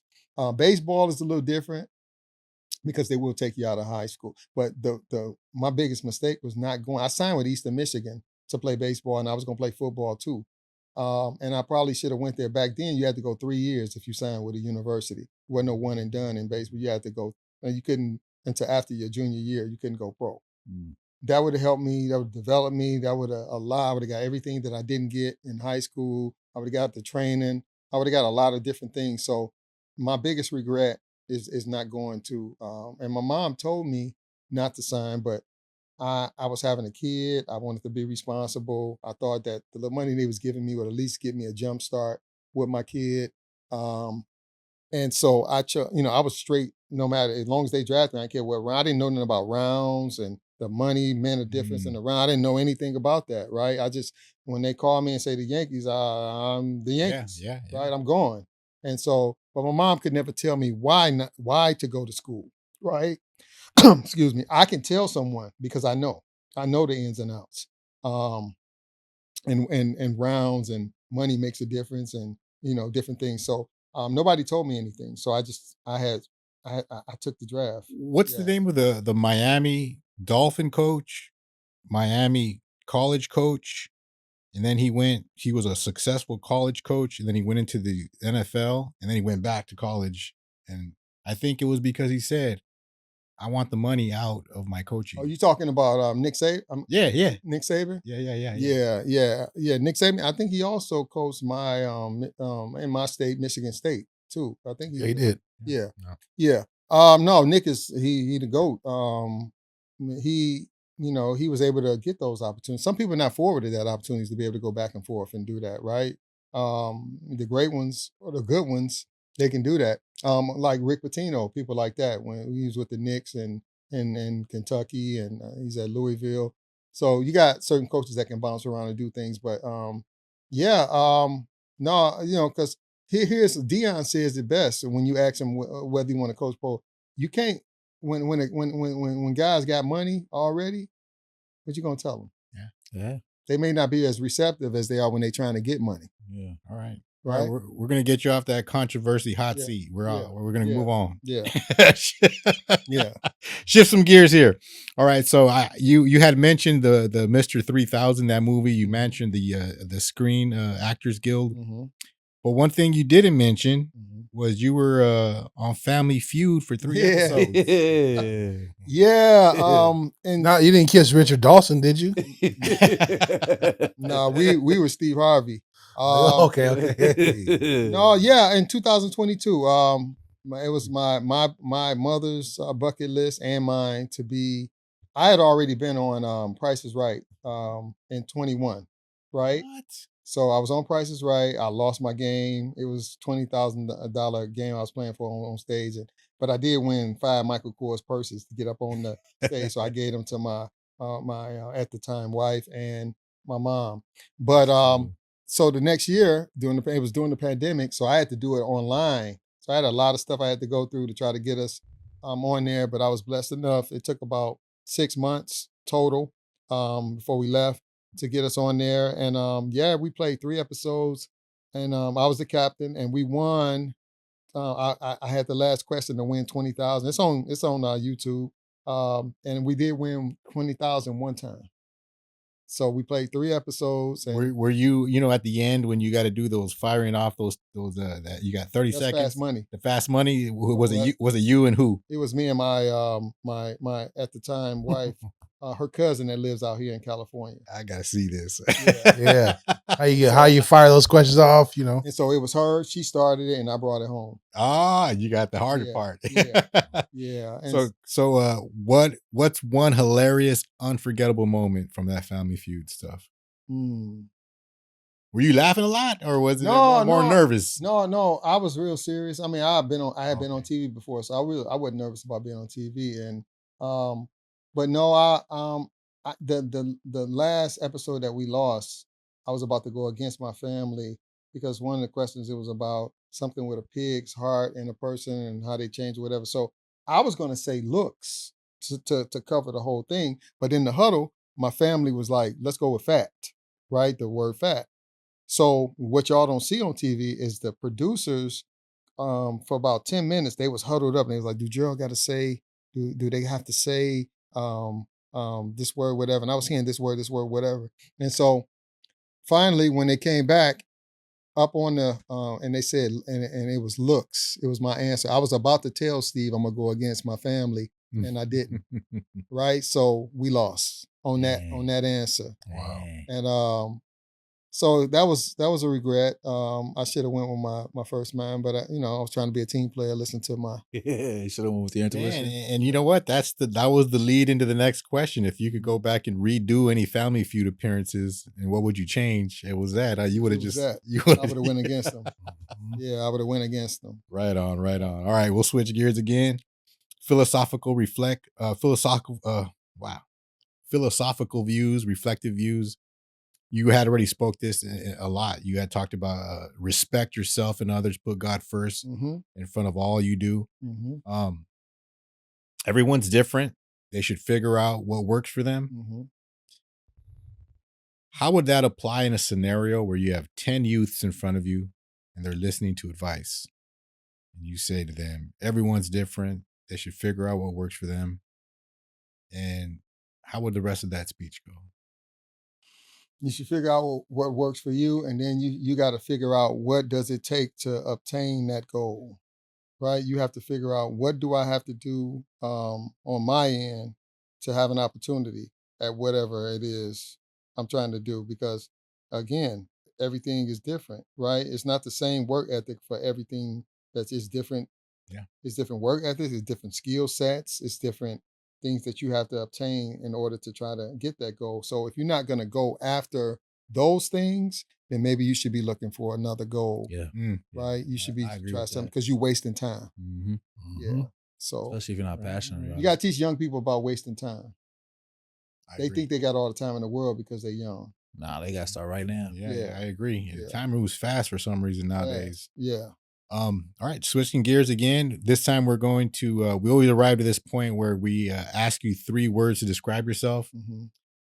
Man, it seems like every time we do this show, man, people nail it. Mm-hmm. So let's see if you said honest, Mm-hmm. respectful, Mm-hmm. God-fearing. Yes. Is competition close fourth? Competitive? I'm very competitive, but I'm not like Michael Jordan competitive or Kobe competitive where I want to cut your throat. I want to cut your throat, but you don't know that. Right? I want to be the best, but I understand that if today I'm not the best, I put in the work so I can go on to the next day. It's going to happen at some point. Right? That I'm going to be the best one day or this day or a week or a month. I'm going to have a stretch. I'm going to be the best because I know my work is always there. Right? I put in work all the time, man, no matter what I hit 300 to 400 times a week on my own at the cage. People don't even know that. Right? And when I don't do that, which is like, I'm just getting back in. I took winter ball off this year because I played in the World Series. All my World Series and all that was in October for our leagues. So last October. So I just took 4 months. I can tell the difference. Right now, I suck. I didn't play 2 games in 5 months, and I said I'm just getting my timing and all that back. And a person that's experienced as me, I'm a hitting instructor. I've been struggling the first couple games because even though I was in body shape, I stopped hitting. Because I just put the game on the shelf because I was focused on my business and my new relationship, right? So I was getting vested with that, right? So I took winter off, but I know how to get back to it. That's the difference. I know how to get back to where I need to be. But yeah, no, and I'm not mad because the first 2 games I sucked, right? I understand what it. You know what you need to do. Yeah, I know, right? And it's the game. We all gonna strike out. We all gonna make outs, even when I'm right. Mm-hmm. So why would I expect any greatness when I ain't put it in? Yeah. It's almost similar to playing chess when you're playing baseball because the pitcher knows the pitcher knows more about you than you know. Well, and they watch. And now when I was in pro ball, we had to, if the ones that were disciplined or really wanted to get great, we had to go to the film room. Right, we had to go there. Now it's in the dugout. It's on iPad. iPads, right? Yeah, that's true. Microsoft pads. So that means that they know if you're hitting the curveball today. They know if you're out in front. They know what you're doing. They know every single thing about you, every pitch. They don't have to wait to send a scout. They used to have scouts go, like if we was playing a certain team, they'll go scout that team while we still playing this team. They'll have scouts, somebody go watch, so they give us the report on whatever it is or whatever. So, and they call it chart, and pitchers used to chart, chart now, it's right there. Oh, right? the charting of the and it's digital. All this analytics and everything it's right there. So you can go see. Damn. So you mean by charting means that, he threw a strike. I mean, he threw a curve. He threw a slider. He threw another slider. Yeah, and they charting balls and strikes as well. How many strikes, whatever he threw, how many pitches. Pitchers be charting for other pitches. They used to do that, but they also, I'm saying there was people that was doing charts on the opposing team and pitchers, or you might about to face their ace. So now what I'm saying is they know your holes for the week, right? So if you're not putting in the work and you now know how to make adjustments, you're gonna expose you. You're gonna be in you're gonna have problems. Damn. Yeah, because it's right there. And you see, if you notice, even when the pitcher, when they take a pitcher out now, you can see the hitting coach right there. He come to the thing, and all the batters on deck or whoever was at the plate. If a batter's at the if a batter's at the plate and one is on deck, they all looking right there on the iPad, and the hitting coach tell him he ain't got to wait till after the game no more to show him the footage or whatever. It's right there. So Real time. yeah, time. in real time. Damn. Yeah. Okay. So you love music. Oh yeah, that's my passion too. Do you play any musical instruments? No, I don't play any musical instruments, but I am like I have so many. I have probably like 1,500 songs on my my account, and it's of all eras, genre. You know, I have an ear for music, so I probably should have gotten into music somewhere. So I know it's going to be a hit. I can tell certain things. I've told people what was going to be. They didn't think so. Many years. I read when I was a kid. I used to sit and read the jackets to see the arrangements and who wrote this and whatnot. Even as a kid, and I'm a love song guy. So all the love songs, everything I know all about. I go all the way back to I remember sitting in my living room and they used to be mesmerized that I started playing songs for girls when I was 12 on the phone. I used to do that. Yeah. I used to do that. Yeah, Nita Baker's Angel, I played when I was 12 for my girlfriend. That's right? cool. And, Dang, man, you was just smooth. Yeah. He was smooth at 12. Yeah. In the D, he had his head to the side. Yeah. So Now, was you always wearing a Yankee hat, or did you ever wear a Detroit hat? you know, I rep my Tigers. I'm D. I don't rep them over everybody in Detroit know I'm a Yankee. Okay, right? I was making sure. But I rep my Tigers, you know, back in 84 when they won it. You know, I was always a Lou Whitaker and Alan Trammell and Lance Parrish and Kirk Gibson, all of them. You know, I grew up watching them. Larry Herndon, Big Cecil, all of them. So yeah, they're up and coming. Tigers is up and coming. If it's not the Yankees, I'm not gonna go against the Tigers for nobody, right? So I still rep them just like my Lions. I'm a Cowboy fan, but I'm also I love the way my Lions are going now. That's deep. That's a crazy mix. Yeah. You're a Cowboy fan and question about Detroit. Because you know we're in California and we love the guy. You know, but what is he today in Barry Sanders? Oh, Barry Sanders. You know, they just gave him part ownership. Did they? Get out of here, really? Yeah. The Fords now he's now an actual owner, a minority owner. He has a statue. They just put that out the year before last. As they should. So he has a statue now. So they have a great relationship now. The way he left, you know what happened, how he left. That broke my heart because Barry would have been the all-time Russian leader. He would have. Even Emmett said it. Yeah, he would have. Barry would have put that thing on 20, 22, something like because he was in his 10th year, he was on 15,000. Yeah. Right? And he was still running. He was running only crazy. He was only 30. Yeah. We hated him, but you know. Yeah. So so he's now this year, the Fords gave him big deal. He's a big deal in Detroit still, huh? Big deal, man, bigger and great person. Barry Sanders. Great person. Yeah, yes, exactly. Yeah. So 47 straight years of playing organized ball. Mm-hmm. How are your knees, shoulders, back, joints? You know, actually good. I had my first injury in 2018. I had been playing. I had pain in my foot. They kept telling me it was plantar fasciitis and whatever. And so I played 2 years with that pain, right? And I just was taking ibuprofen and I just kept going. Finally, I went to a podiatrist and she from what it looked like on the MRI, it looked like bone spurs.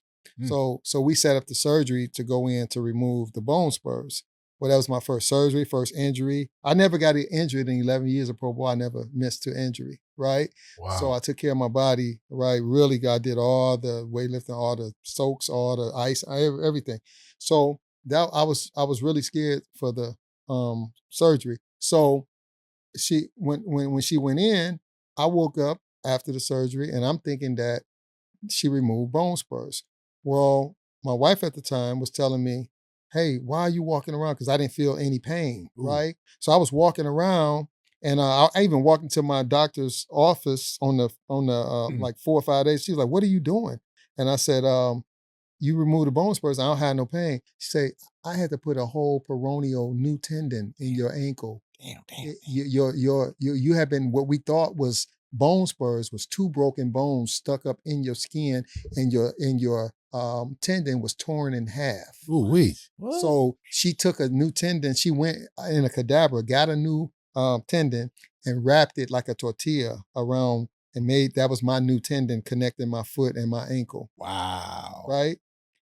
But I still never felt that. She was so good with it. I never felt any pain. So she said, you got to put that boot on, get that crutches. Right.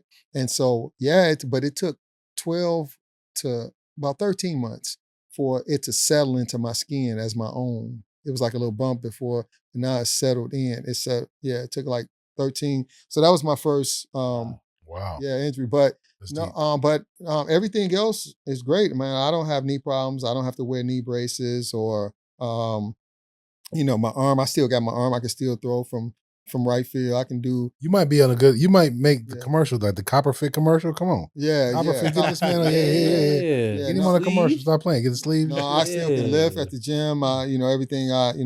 I still can bench over 300. You going heavy? You going heavy in the gym? Well, I do high reps. Probably I work out 185 on the bench, but I'm doing like sets of 10 with my feet in the air. Oh, okay. Right. So I'm getting that cutting strength. That's how I was taught to lift once I got to pro ball, because I was bulky because I was football when I was young. So I thought I needed bulk. Yeah. And then like some of the OGs showed me how to lift smart. Cut it out. Yeah, cut it out. Yeah. Yeah, because you need strength and cut first before you get the mass. Yeah, you're right. Right? You got a lot of people walking around like blow-up dolls that's weak. Yeah, but to build the mass, you go slow. You go slow. And so I can still do everything in the gym that I always did. And, I feel my recovery, that's the only thing as you get older, you got to really recover. You got to take time. It takes longer. A little longer, yeah. Right? A little longer. Not a lot. I honestly feel in my body that I'm 25, 30 years old. Mm-hmm. Right? I really feel that. I ain't just saying it. I feel that. And so I wouldn't be out there playing. I wouldn't play 100 games or 80 games or 60 games if I didn't. Yeah. If I was in pain or. True. Right. Living proof. And I don't have to take ibuprofen to play. Mm-hmm. I take ibuprofen for my arm, but I don't have to take it because I got knee joints or knee problems or. So I'm blessed. Yeah. Knock on wood. That. Yeah, I'm blessed. I would say that. Yeah. All right, that brings us down to our 2-minute warning. We're going to get into the last 3 questions. So this first question is, if you could eavesdrop on any historical conversation. Now, it's interesting because you put 2. Mm-hmm. The New York Yankees before a World Series opening day, and then Michigan Wolverines football teams. Now, what moment, like when they're in the locker room, at halftime for the Wolverines, or before the game starts, or the Yankees before the World Series, when they're in the locker room, or is that what you're talking about? Yeah, Yankees. It would be before I would like to know, be a fly in there and see how they prepare when it's the World Series compared to the regular season, right? Just not for no biggie reason, just to see the vibe. Yeah. What is, because I've never been to a World Series game. I've never been there, so I want to see, is the energy the same as while you're trying to get to the World Series? Is it the same when you get there for everybody, or are some people complacent because I made it here? Yeah. I would like to know that. And then with Michigan, just I just want to see what its college life is like. Just be in the locker room with them, see what the college boys, how they go about it. That's my number one college. It will always be like the Yankees, Michigan. I'm a Wolverine forever. Right on. And I didn't go to Michigan, but it's like I did. Yeah. So, sometimes they have world-class speakers come out and talk, like E.T. Eric Thomas will come out. Oh yeah, E.T. Oh, hype them up before. Oh man, or Ray Lewis. Yeah, right? or Ray Lewis. Yeah. Mm-hmm. Yeah. E.T. is phenomenal. That voice. Man, he got it. That voice. He got that voice. I saw him do the one. What really got me into him is the one where he said, when you wanna breathe, it's Oh yeah. Yeah. In the water. I do. Yeah. Yeah. When you wanna breathe as much as you want what you trying. Yeah. That's shout out E.T. Yeah, E.T. is phenomenal. Yeah. And you need guys like him because, again, those what we talked about. You have to sometimes motivate people in different ways. Mm-hmm. Sometimes it's verbal, but it's also you got to have action with some kids because they sitting there while they listening to Eric. And, oh man, what are you talking about? Whatever. But they got to see it. They got to see an example of it. Yeah. And that's why back in the day we had the big brothers Big Brothers programs, right, back in the day. Because some people that didn't have fathers, yeah, you can go to their house and talk to them, but take them out somewhere, take them to the game. Like I remember one particular time I had a father, and I still signed up for the Big Brothers, and I went.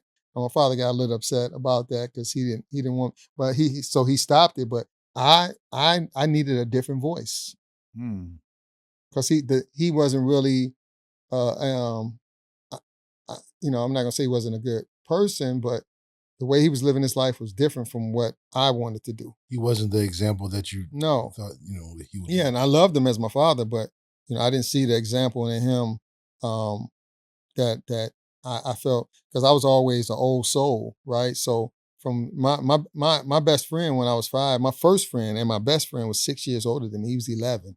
And I made him come on the other side of the street to play catch with me, right? Asked him, did he have a glove? And I went and got my other glove for him. And we became best friends. He was my best man in my wedding and whatnot. Cool. He got me really going in. I had gone to 25 concerts by the time I was 12. Musical. I saw everybody from Rick James' first concert in Detroit. Oh man, Prince. Come on, man! It was a whole bunch of smoke-filled environment. Listen, so listen, a quick one. Rick James, the first concert with he and Prince, they had a throwdown, and Rick got arrested in Detroit because he sent balloons up in the air and then it popped. It was joints, real joints. He got arrested. I was there when Bobby Brown got arrested when they told him don't gyrate. Right. What? I was there when NWA got arrested for straight out. Yeah, I was talking about F the police. Yeah, I was there. Dang. I was there. I was like 16. Dang. Right. I saw every LL concert. I saw Patti LaBelle. I saw Earth, Wind and Fire. I saw the Temptations back then. I saw Stevie Wonder. The Jacksons. I saw the Jacksons when they was Can You Feel It and all that. And then I saw the Victory Tour at the Silverdome.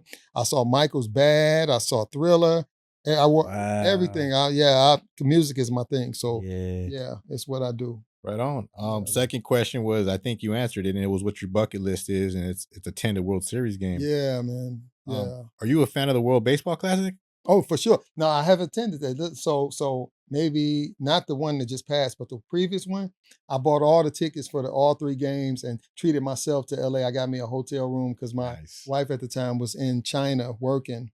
And I said, I'm going. And I bought all 3 games. And I was the first one at the gate every day. Listen, they couldn't even open the gate. They had to tell me to back my car back because I was at the gate. Back my car up. Yeah. The guy told me, hey, I got to open the gate, man, because, the gate's come this way, right? Because I ain't want nobody getting in front of me because, they're right in front of the gate. Yeah, right in front of the gate. Nah, baseball, they come early for the series. Yeah, on Dodger Way, I was there every. So, I went to that. So all 3. So quick question about the Baseball Classic. If you can give a characteristic about the teams, they do this, they can hit, they can pitch, they can.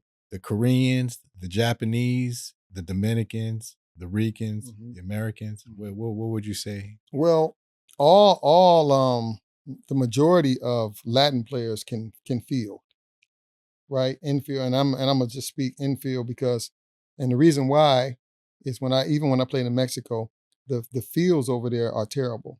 So like when I used to walk down the dirt road, I used to see kids where we had the Derek Jeter state-of-the-art pad over here to put on your hand and put the balls in front of you.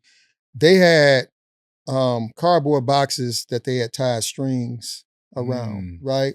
And they was doing it with cardboard boxes, and I saw a piece of glass there, a stone there, unleveled gravel.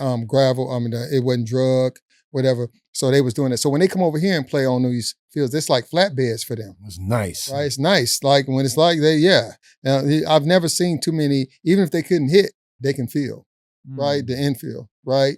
Not to say that U.S. players or any other place don't have great fielders, but from what I've seen in all my years, the Latin players, they can because of conditions. Because of the conditions, and the degree of difficulty that they have to learn in, right?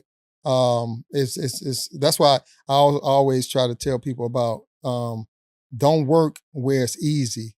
try to find something that's difficult and make it difficult. Resistance. Turn your treadmill up. Run upwards. Don't just keep doing the same thing. The body have to be shocked. Yeah. Absolutely. Right? Yeah. So that is that. And then the Asian players, they hit a little different, like Ichiro. They run out of the box, kind of like even they already running towards first. So they run in and Ichiro used to get hits and he was already his body over here, but he was hitting the ball over there, right? Mm-hmm. And he got the speed to beat it out. So everybody got their styles. That's their style. That's the Asian style of hitting.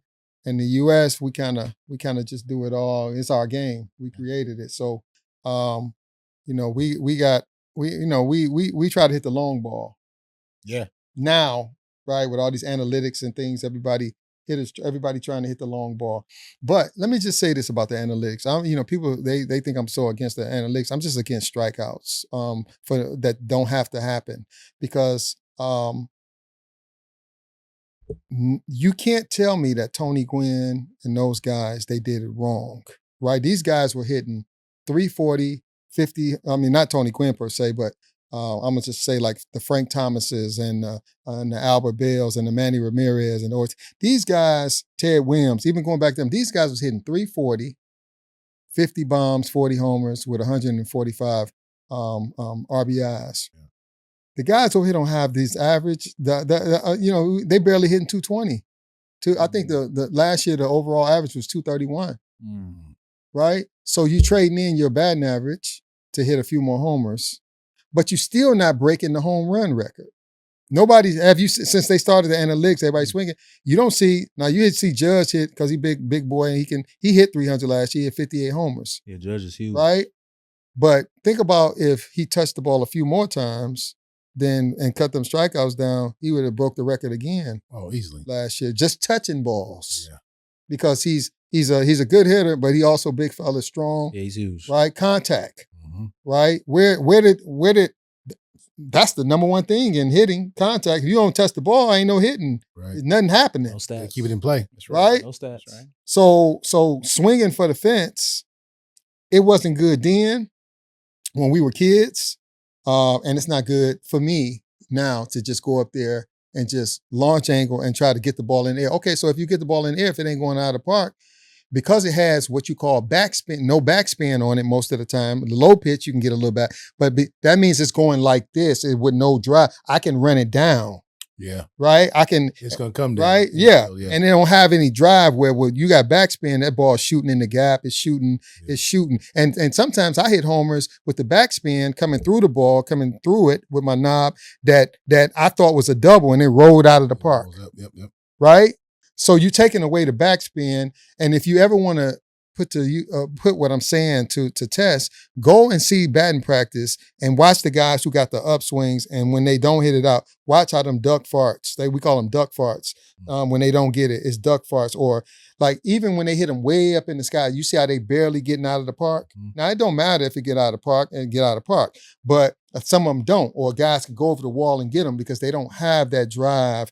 The flatter or the come through swings like the Giancarlo Stanton, when he hit him, man, if you only got a glove in the stands, you get your head taken off because he hitting rockets. Damn. Right, Giancarlo rockets, 118, 119, 120 rockets. Now you can get a low pitch, you can get some backspin because it's more like a golf swing. Mm-hmm. Right, but anything waist and up, you muscling that ball. You trying to get it in the air, right? And you muscling most swings. So when you don't get it, it's an out most of the time. Damn. That's a perfect lead-in into our last question, my friend. We're talking about hitting. So let's talk about these pure hitters. Apparel. Oh yeah. Where can we find these, my friend? You can find them. You can find them on Amazon. I have this as well as the tee that you have on Amazon. You got your own bagging too, I see. Yeah, my personal hitters, nice, man. Yeah, that's beautiful. That's really, really nice. Yeah, I appreciate it. What are the numbers representing on there? The numbers here? You said, is that the footage? Oh no, that he's talking about the 400 to 340. Oh yeah, those are the dimensions. Those are just like the dimensions of the field, but the balls, the logo represents going in all different directions, becoming like in the apparel world, it would be because you can wear it in the gym, you can wear it on the field, or as casual wear. So hit in all fields. That's what that means. So I'm trying to make my apparel be a hit in all different genres, different fields. Same as, I would on the almost baseball. looks Yeah, like I'm gonna take the shirt out too right here, my friend. So yeah, and this I'm very proud about this shirt because Bob Kendrick, shout out to Bob Kendrick, great man. He gave me an opportunity to create a shirt for in honor of the museum as well, which means everything to me because none of us as minority players would be anywhere without the Negro League. Absolutely. that's true. Yep. Negro League, without them sacrificing for us, none of us would have got pro opportunities. Absolutely. Right. So this is my way of a shirt that I'm kind of getting started with on Amazon to not only help my brand and get out there, but I'm going to donate proceeds as the shirt sells to the museum as well as doing my part, to give back to the museum and thank Bob for giving me the opportunity because I really appreciate it. What does it say on the back? Hit a Homer. Yep. Hit a Homer with History is the name of the collection. Negro League. That's the I like that a lot. Collaboration. I like the material on this too. It's Thank great you. quality. Yeah. Check them out on Amazon. It's on Amazon. You can go and it's $30. $30. And like I said, a portion of it will be going to the museum. And so I'm very again. Thank you to the museum. Thank you to Bob Kendrick for giving me an opportunity. I appreciate it. Yeah. And with that, Gerald Davis. Thank you, my friend, for coming on the show, brother. Yes, sir. Thank you for sharing This is phenomenal. I appreciate you guys. Thank you, man. Had nothing but a good time, and I just I love talking sports, but I also love talking life. Yeah. And that's what we did. Yeah. So yeah.